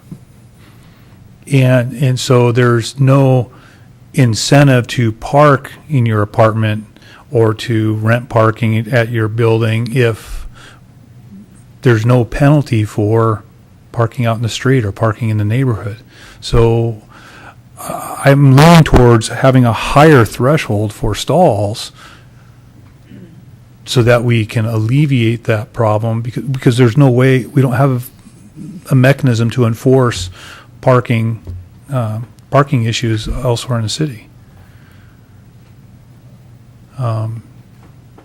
So that's really all I got right now. Thank you. Councilmember Agnew. Well, I'm not going to ask you a whole lot of questions. I won't support this as it comes up. I would support something that came up with 1, 1.5, and 2, something along those lines. I don't know a whole lot of kids that go to college that don't have cars. That's how they get around, especially us in Bothell. We don't have the transportation that we should have here, and I don't think it's adequate. You have 11 minutes and 40 seconds remaining.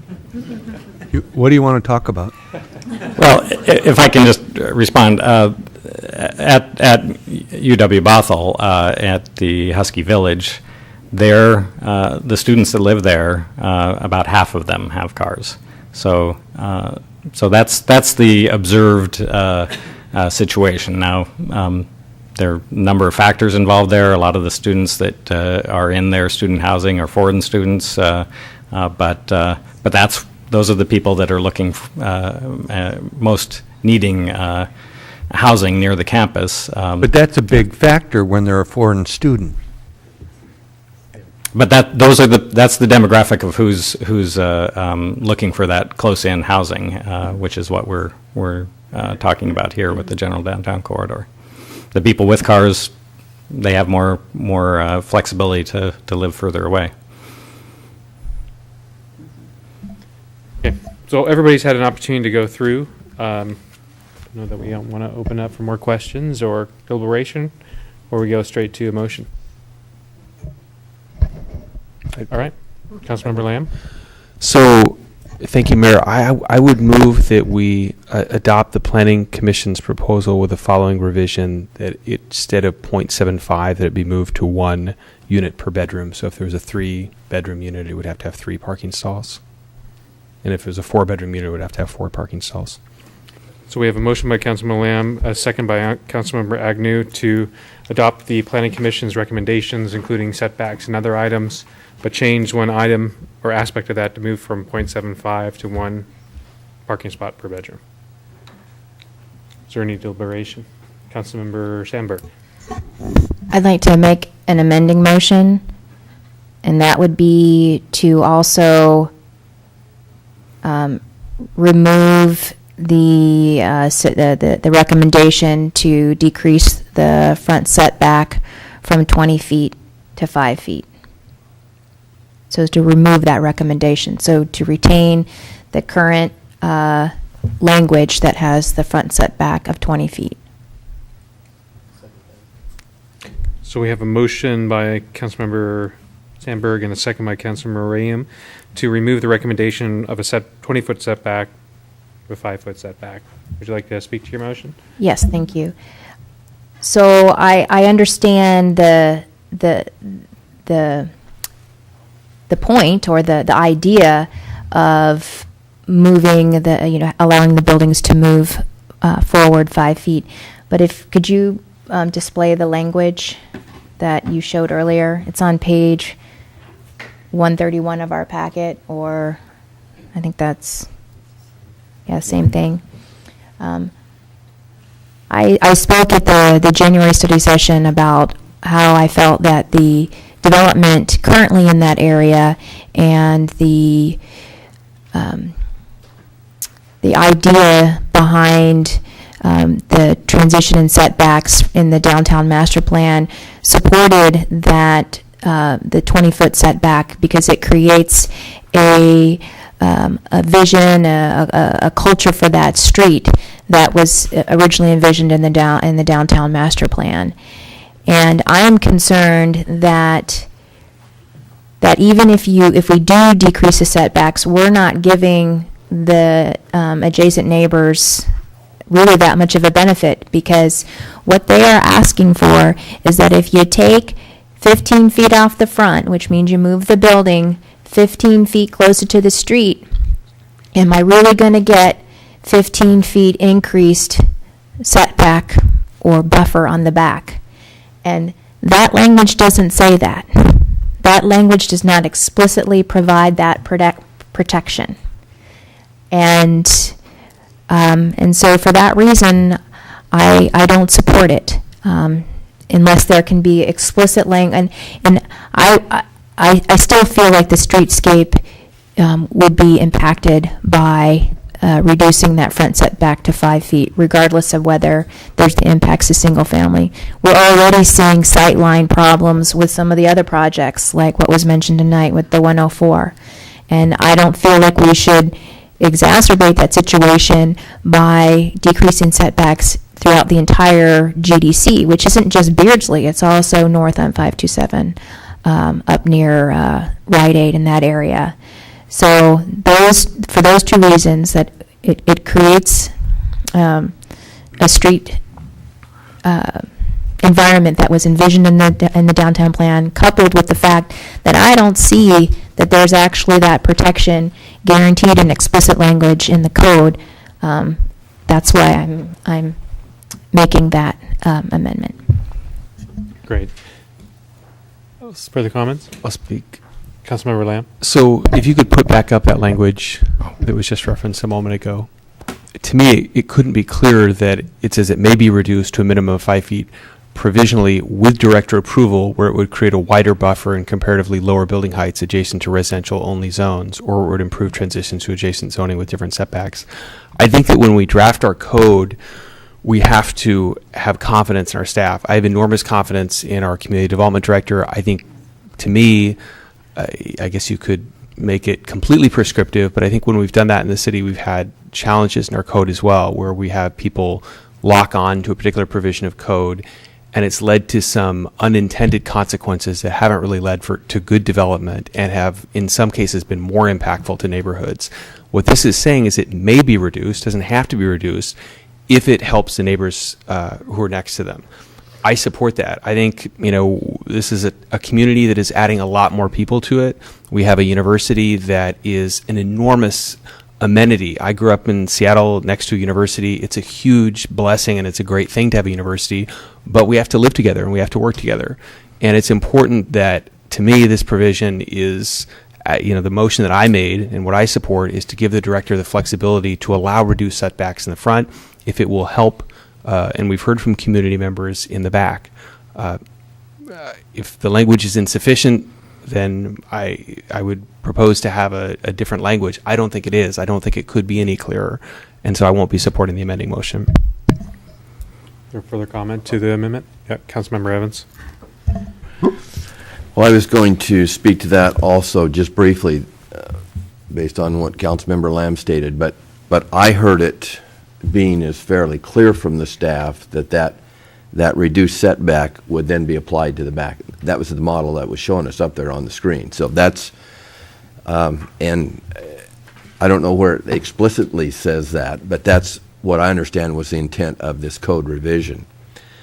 The other item that you mentioned was the fact that the 5% setback, that creates a site problem with the building, and I think Councilmember Ream and myself were the two that were concerned about at the post office, for example, where you're pulling out there.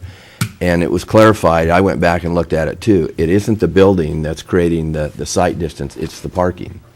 So, and clearly in here it talks about that our engineer needs to check that closely, which maybe that didn't happen in the 104 development, but I'm hoping that happens in the future, because that is a problem there. But it's the parking that's creating the problem, not the building. It is, now that I've looked at it and heard the comment from the staff. So I think this is a benefit to the public to provide an additional buffer between the residents. So I'm opposed to the amendment. Great, thank you, Councilmember Evans. Councilmember Rayam. So I'm in support of the amending motion, but I just wanted to say, so I go past the 104 apartments pre-regulated, and they're a 5-foot setback, and so I feel really pretty bad actually for the people that own that unit or rent that unit that's right on that corner, because they have to have their blinds shut all the time. It's like a fishbowl in those lower units. So having that back away from the road a little bit, I think would make it more livable. At the way it's set up right now and configured, it just seems so unlivable in that location that it's unfortunate that we're producing products like that for anybody to live. It's pretty bad. So, and then the other part too is the having the building go right up to 5 foot from the road that just allows for a sidewalk and parking, and then it's the road. And if you had that back a little bit more, I think you could move everything, moving everything back a little bit, including the cars. I think it would help. I think it would make the look and feel of the road a lot better. If I've just spent a lot of time looking at the 104 apartments, and it just seems just way too close to the road to have it at 5 feet. So. Great. Interesting thing on that corner unit, our typical rents in the city of Bothell are $2.08. That unit rents for $2.80 a square foot, because it's such a sought after unit. So I don't know if that's an unfortunate design. They're actually getting 70 cents more per square foot. Councilmember Agnew, any comments? No? So if we can vote on the amendment made by Councilmember Sandberg and seconded by Councilmember Rayum to remove the Planning Commission's recommendation to reduce from 20 feet to 5 feet. Everybody place their vote? If clerk can display. Oh, there we go. Sorry. It fails 5-2. Is there any further comment on the underlying motion? Oh, you can let Bill first. Councilmember Evans. Well, I appreciate this information that we received. It was certainly a lot of good information, and appreciate the efforts that the Planning Commission went to go through this. And it was very informative. And I think the conclusion I came to is there is not a perfect formula for parking. You know, it's I can see the background of the 0.75 parking. In some places that will be maybe just right. In some places it won't be enough. And I don't know that we want, so much parking that we're affecting the site or affecting the surrounding area too. I mean, it's a balance. We certainly want to have enough parking, but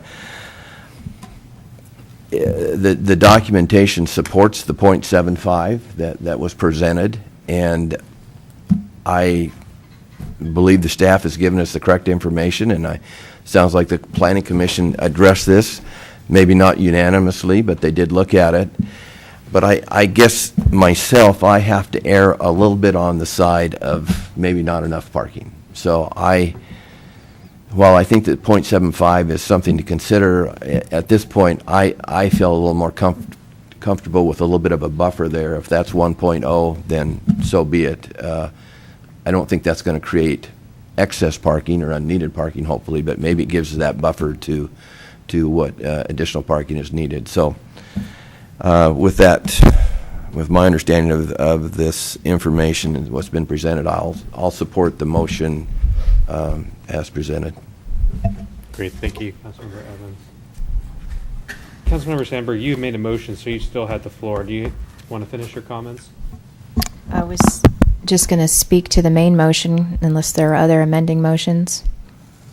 No, if you just want to finish having the floor, that'd be great. So with respect to the main motion, I will also be supporting the main motion. I am heartened to hear that there's other support to increase the parking requirement to 1 parking stall per bedroom. I think that the Planning Commission did some really thoughtful work about, and it was a really useful change to change from the concept of parking per unit to parking per bedroom. I think that's clearly a benefit for the developer. My concern was that ratio, and when I looked at Table 2, when we compare ourselves to other cities, I mean, that's what we need to do, is we need to compare ourselves to other cities. I found that comparison concerning if we were going to put ourselves in the likes of downtown Seattle and downtown Bellevue and Shoreline, places that had much better transit service. And we also talked a few weeks ago about the transit score that came out, and that an independent agency ranked 20 Puget Sound cities about their transit service, and Bothell was ranked number 20. And so I feel very strongly that the .75 was too low, and no calculation is perfect. No one has a crystal ball. The reason why I wanted staff to walk through that calculator is because you can tweak that calculator, and you could get all the way up to 1.52 parking spaces per bedroom, and not that that's a good idea either. So there isn't a magic number, but I felt with the data that we had, .75 was too low. So I do support the 1 parking space per bedroom. Great, thank you. So we've heard from two council members on the underlying motion, Councilmember Evans and Sandberg. Further conversation on the underlying motion? All right, seeing none, we have a motion. Oh, excuse me. I was just wondering if I could ask a question of council. I'm just wondering if council thinks that the .75 per bedroom is too low, if you would entertain continuing the public hearing and having us come back to you with some analysis of some other options, including the 1 per bedroom. I'm not personally. Oh, okay. Yeah. Continuing deliberations then. I'm not seeing support from anybody up there on that regard. Thank you, Dave, for trying to come up with that suggestion. So seeing no further comment, I'm going back to the original. I believe this was made by Councilmember Lamb. Was it seconded by Councilmember Agnew? Okay. Everybody could place their vote for their underlying motion. And if clerk can display, passes unanimously. Council is going to, thanks. Council was, we're going to go into break for approximately 20 minutes, and is actually in the executive session. Is that correct? How long? We'd estimate 30 minutes for potential litigation. To be safe, we'll just come back at 8:30, which would be 35 minutes. So we're in executive session.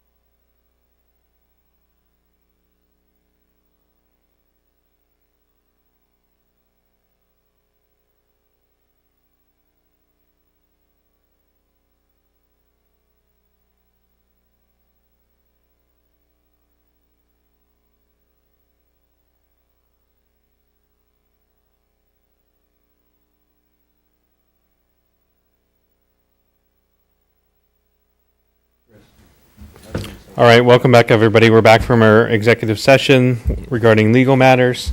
Next item on the agenda tonight is Agenda Bill item 1446, and we do have an additional item tonight which I hadn't announced earlier, which was added today, AB 1447, which was going to be part of consent, but we'll talk about it separately and directly.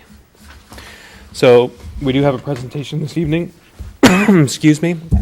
And who from Public Works, Dave, you're leading our discussion for the next agenda item? Is that right? If it's downtown signs. That's exactly right. I had it. Yes. Oh, you are on there. That's right. Dave Boyd. Is Don Ranger here tonight, or will somebody else be presenting? Okay, Steve. Great. Thanks.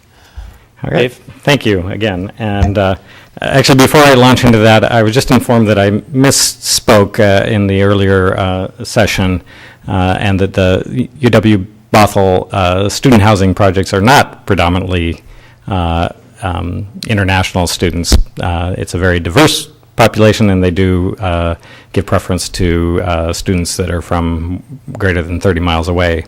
But I did want to correct that.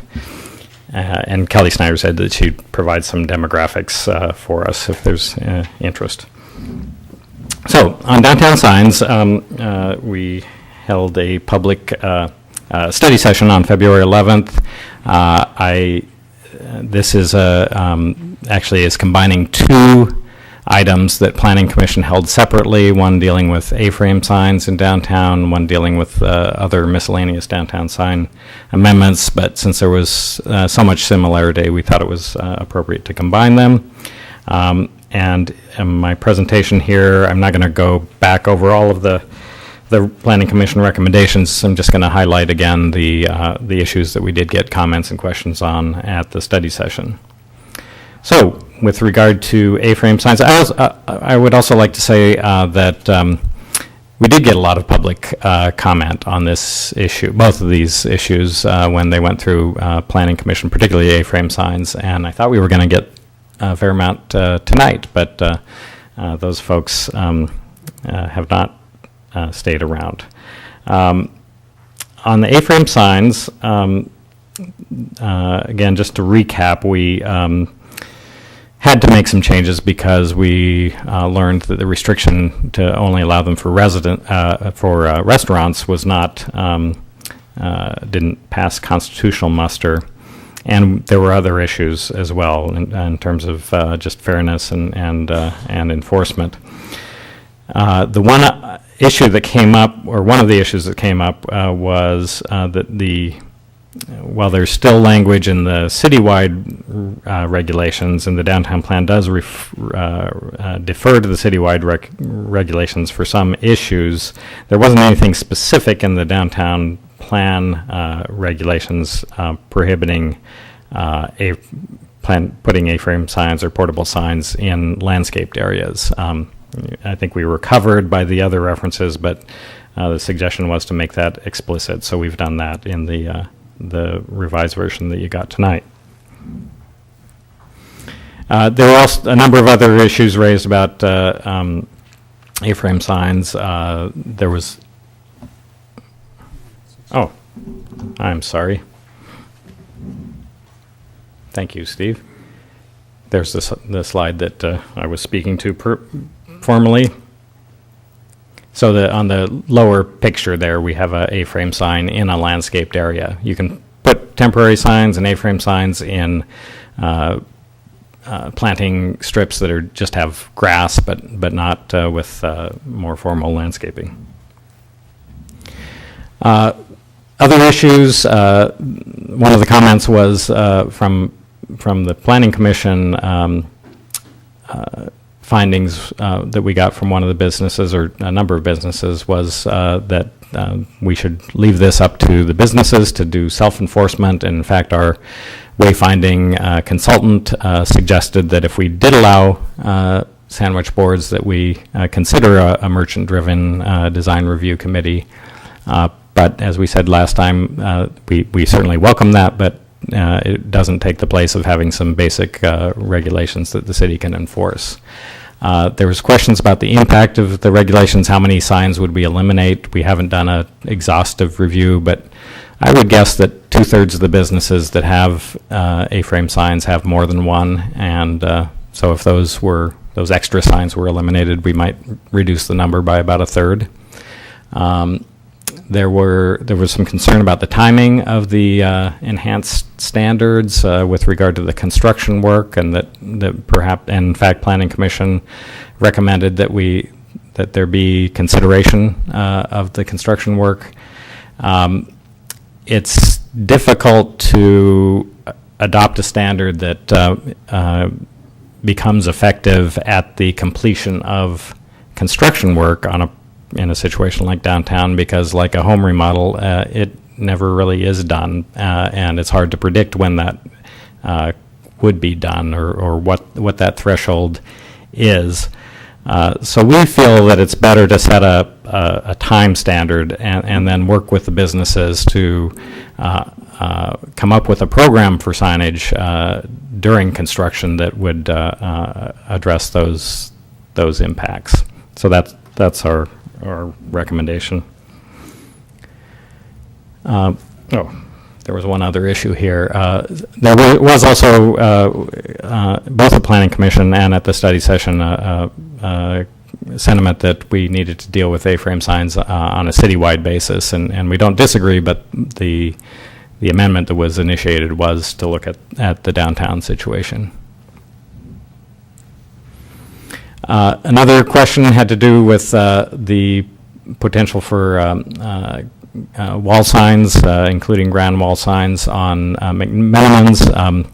McMenamins hasn't pursued that. The amendments that we've made would make that a possibility, but the amendment that they were most concerned about was the freestanding sign regulations to allow them where you have buildings that are being preserved that don't come up to the street frontage to allow freestanding signs in that situation, which we've done. There was a question about why we were using these historic photos to illustrate roof signs rather than existing photos. And we did include the image of the Hillcrest Bakery, certainly a historic business, but that is the sign that they had until just a couple of years ago that had to come down, and they replaced it within our current regulations that allow them to replace an existing sign but not exceed its area. But there are historic examples, and we do encourage businesses downtown to restore their historic facades. So we thought it was appropriate to tweak the roof sign standards to allow these kinds of signs.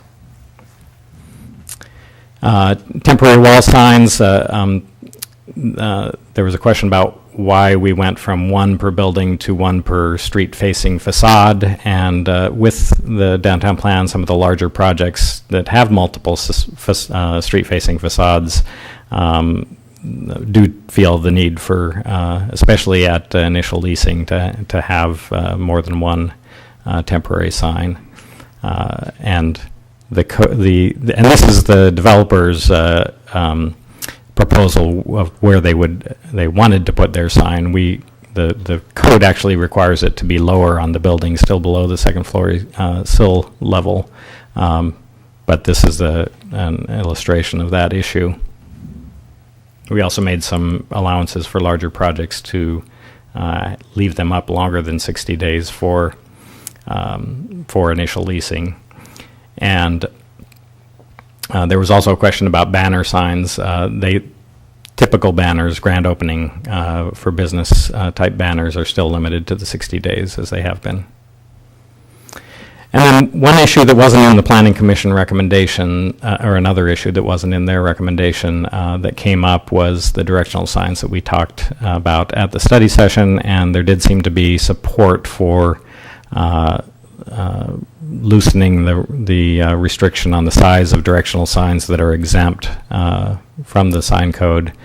It's currently 2 square feet, and these photos show that on a larger project, and certainly on projects on the multi-way boulevard, a large street like that, 2 square feet does tend to get lost. So our proposal is to increase that on a citywide basis to 6 square feet. Talking with other planners that have been applying this, there are other projects outside of the downtown that have struggled with that 2 square foot limit, and 6 square feet seems like a big jump perhaps, but that's the area that we allow for A-frame signs, so it seemed to be a reasonable amount. And again, that's the end of my presentation, so now we can take any public testimony if there's anyone left to testify, and then move to questions of staff and council deliberations. Thanks. Great, thanks, Dave. I appreciate it. It's interesting. One of your pictures up there, I thought that the developer actually had spray painted that "now leasing" sign on there, but that was You're not the only one who your own architectural or artistic drawing of a. Well, it was the developer's idea. Artistic, yes. That's funny. So we do have a sign-up sheet tonight, and Marlene Hofer is on here, but I don't see Marlene here. And no other members of the public wish to address the council this evening. So, do you, Planning Commissioner? Just very briefly, I'll just add that the fact that there's not a lot of businesses here tonight do not let that indicate to you that there's not a strong interest in this topic. In fact, of my 2 years on the Planning Commission, this was the most heavily attended and most emotionally charged public hearing that we had.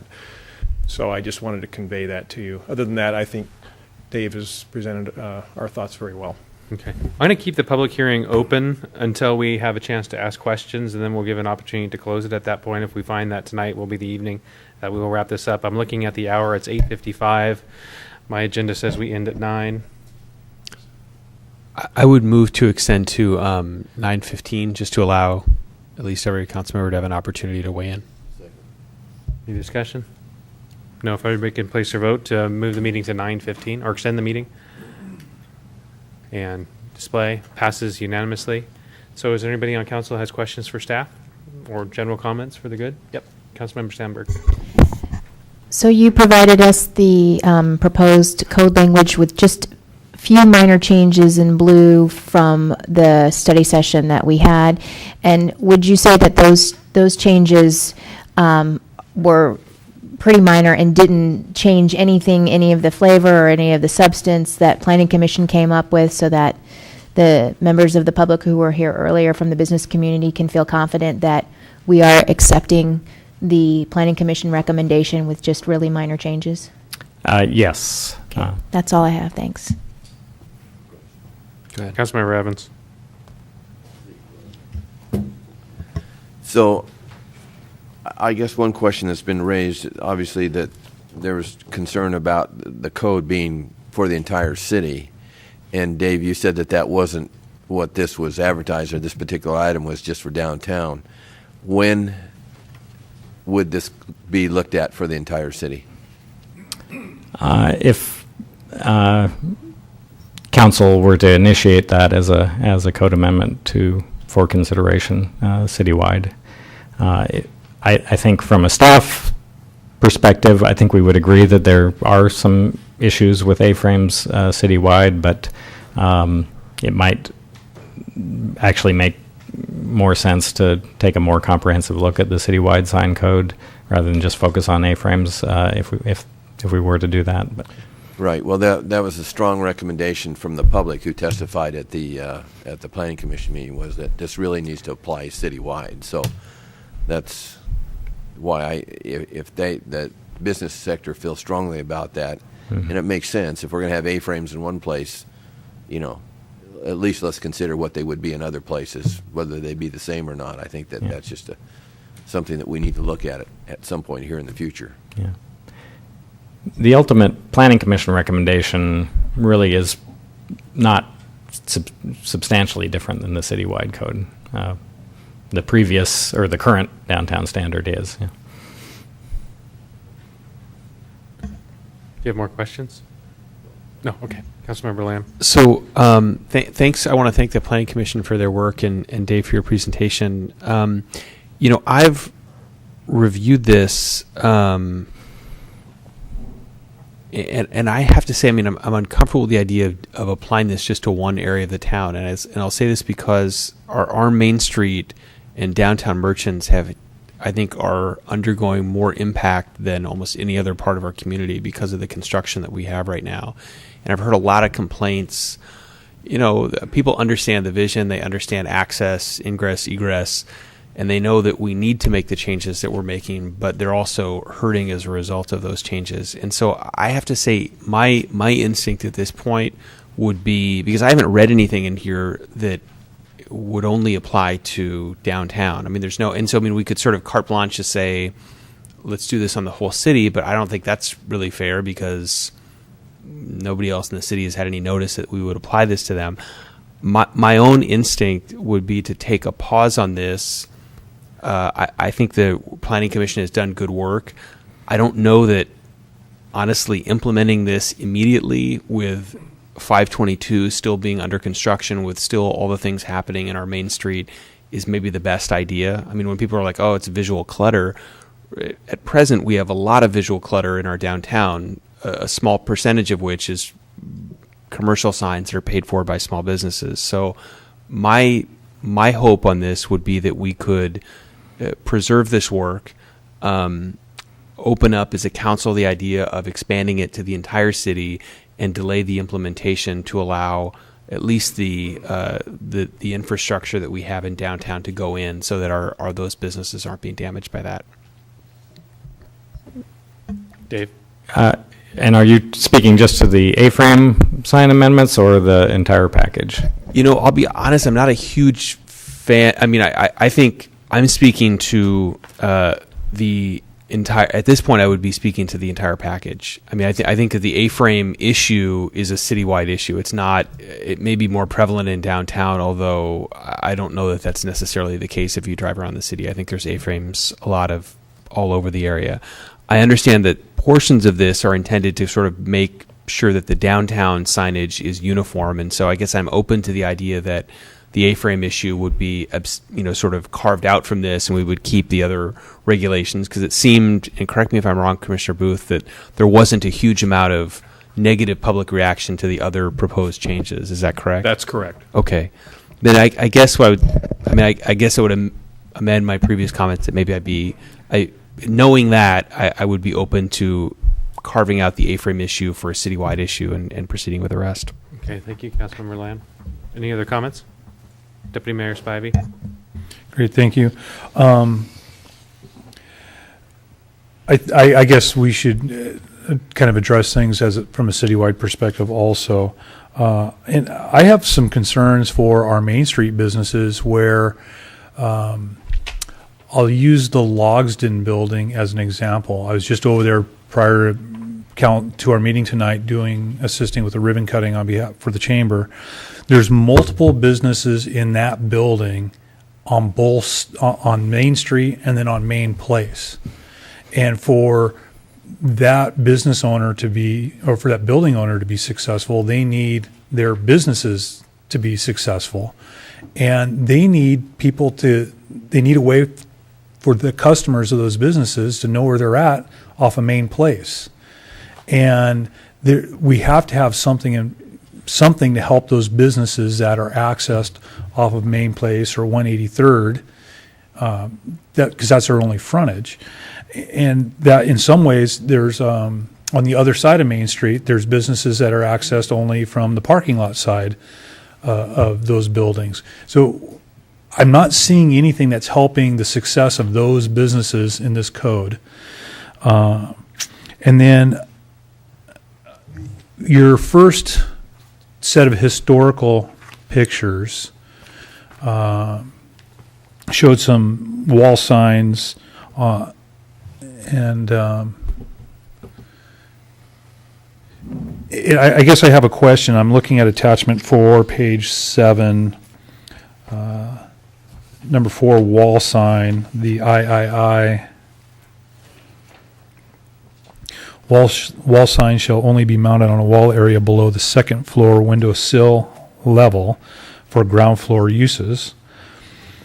Upper level signs may be mounted on a wall area of the floor for use, extending to the windowsill level of the floor above. Wall signs for one-story buildings and for uses on the top floor of multi-story buildings may extend to the top of the wall or parapet. So looking at that, excuse me, if a business, if they occupy both levels, where can they put their wall sign? Then they could put their wall sign up to the sill level of the floor above their upper level. The current code only allows wall signs below the second floor level, so it is very restrictive. So why can't a business have it? What's the reasoning for not allowing it above? Like, to me, I'd rather see that sign on the wall than have it up on the roof.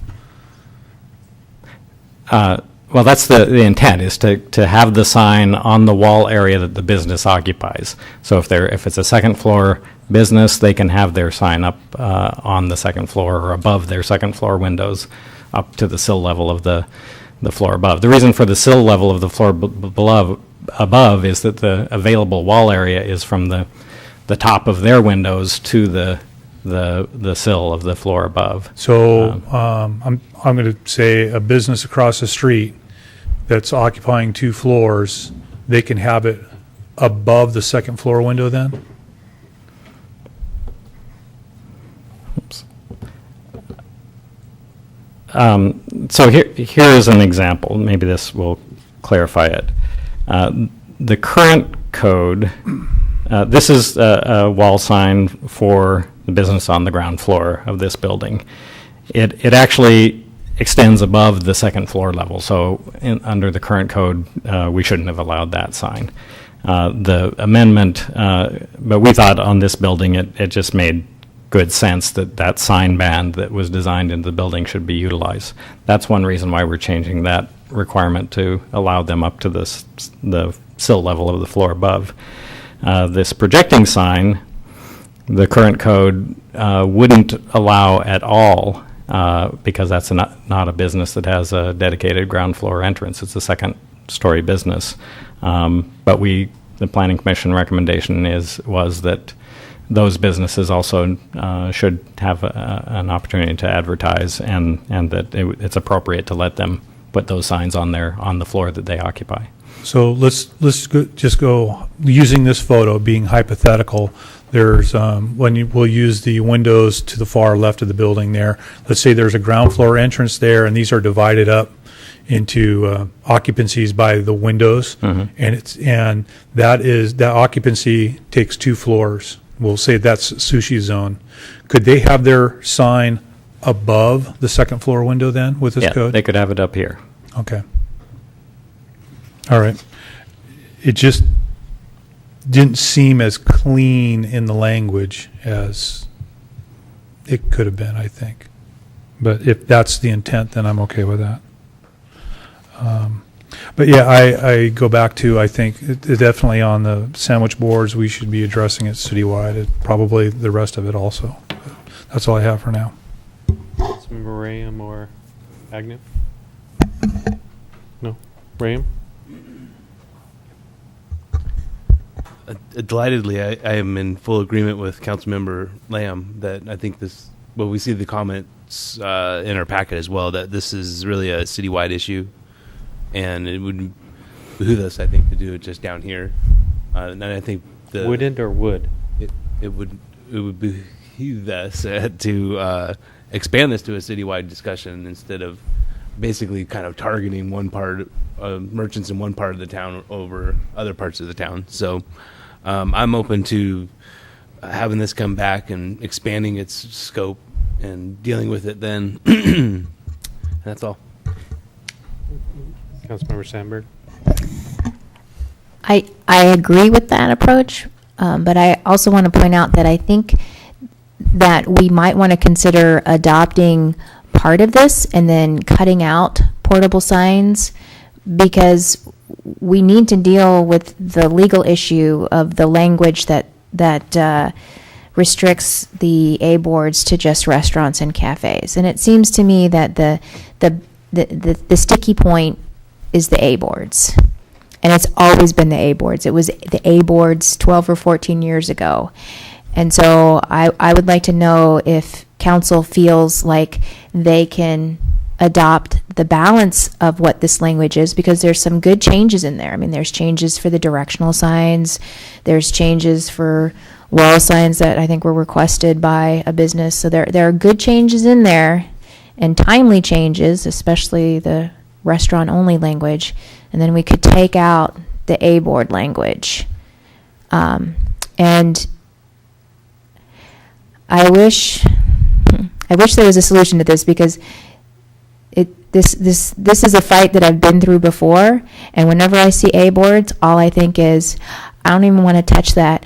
Let them have as many as they want, and let them regulate themselves, because no matter what language we try to craft, when you show one of those pictures out there with all the A boards on the sidewalk, our language doesn't address that. They, as the business community, needs to address that, and that needs to be their ownership. So that would be my recommendation, is to adopt the balance, strike the language about exclusively for restaurants, and then take out the rest of the A board conversation for a citywide ordinance. I second that motion. Is that a motion? That's a motion. I second that motion. Well, I see a no, but No, can you restate the motion? I'm sorry, it was like a motion that was in the middle. I was listening to what you were saying, and then there was a motion. So I just and then there was a I missed motion. So I would move that we accept the language as presented, with the exception of, we would excise out the portion, Section 8, portable signs, that refers to A board signs on page 11. We would remove that for future citywide discussion, citywide application.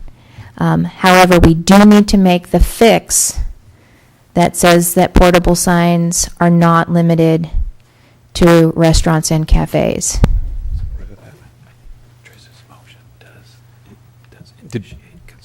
So that was a clarification of the motion. Yeah, they're having some conversation. And Bill's going to interpret what I said. What did I say, Bill?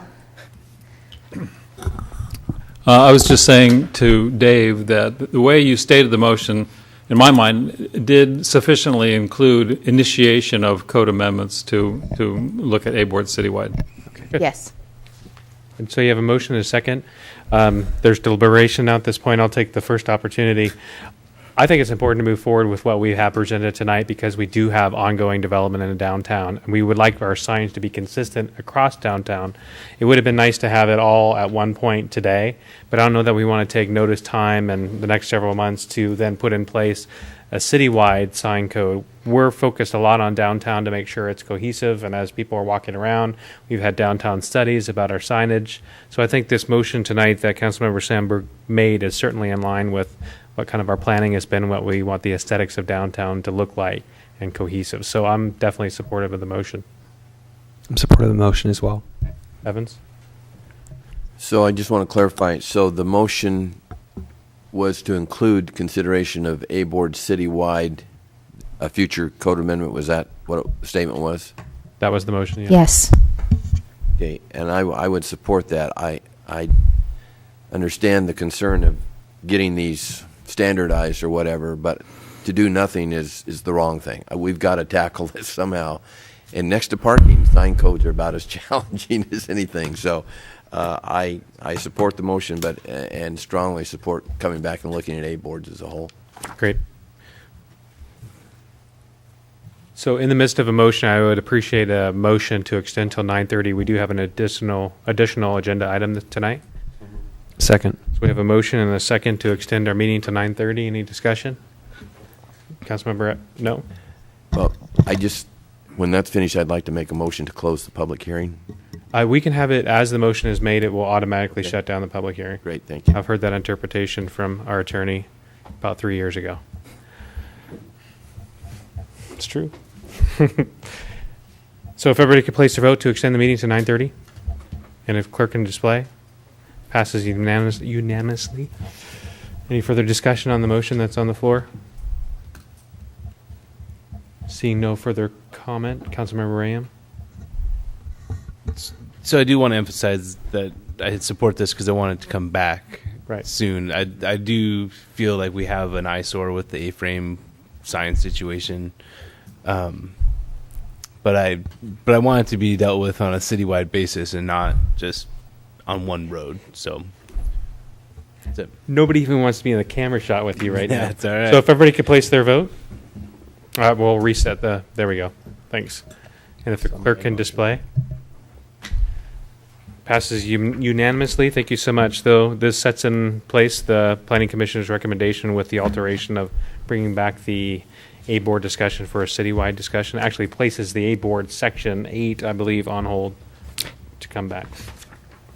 My understanding is that we adopt the A-Board rules that bring us into compliance with the First Amendment issues, but that we initiate consideration of citywide amendments. Yeah. So okay.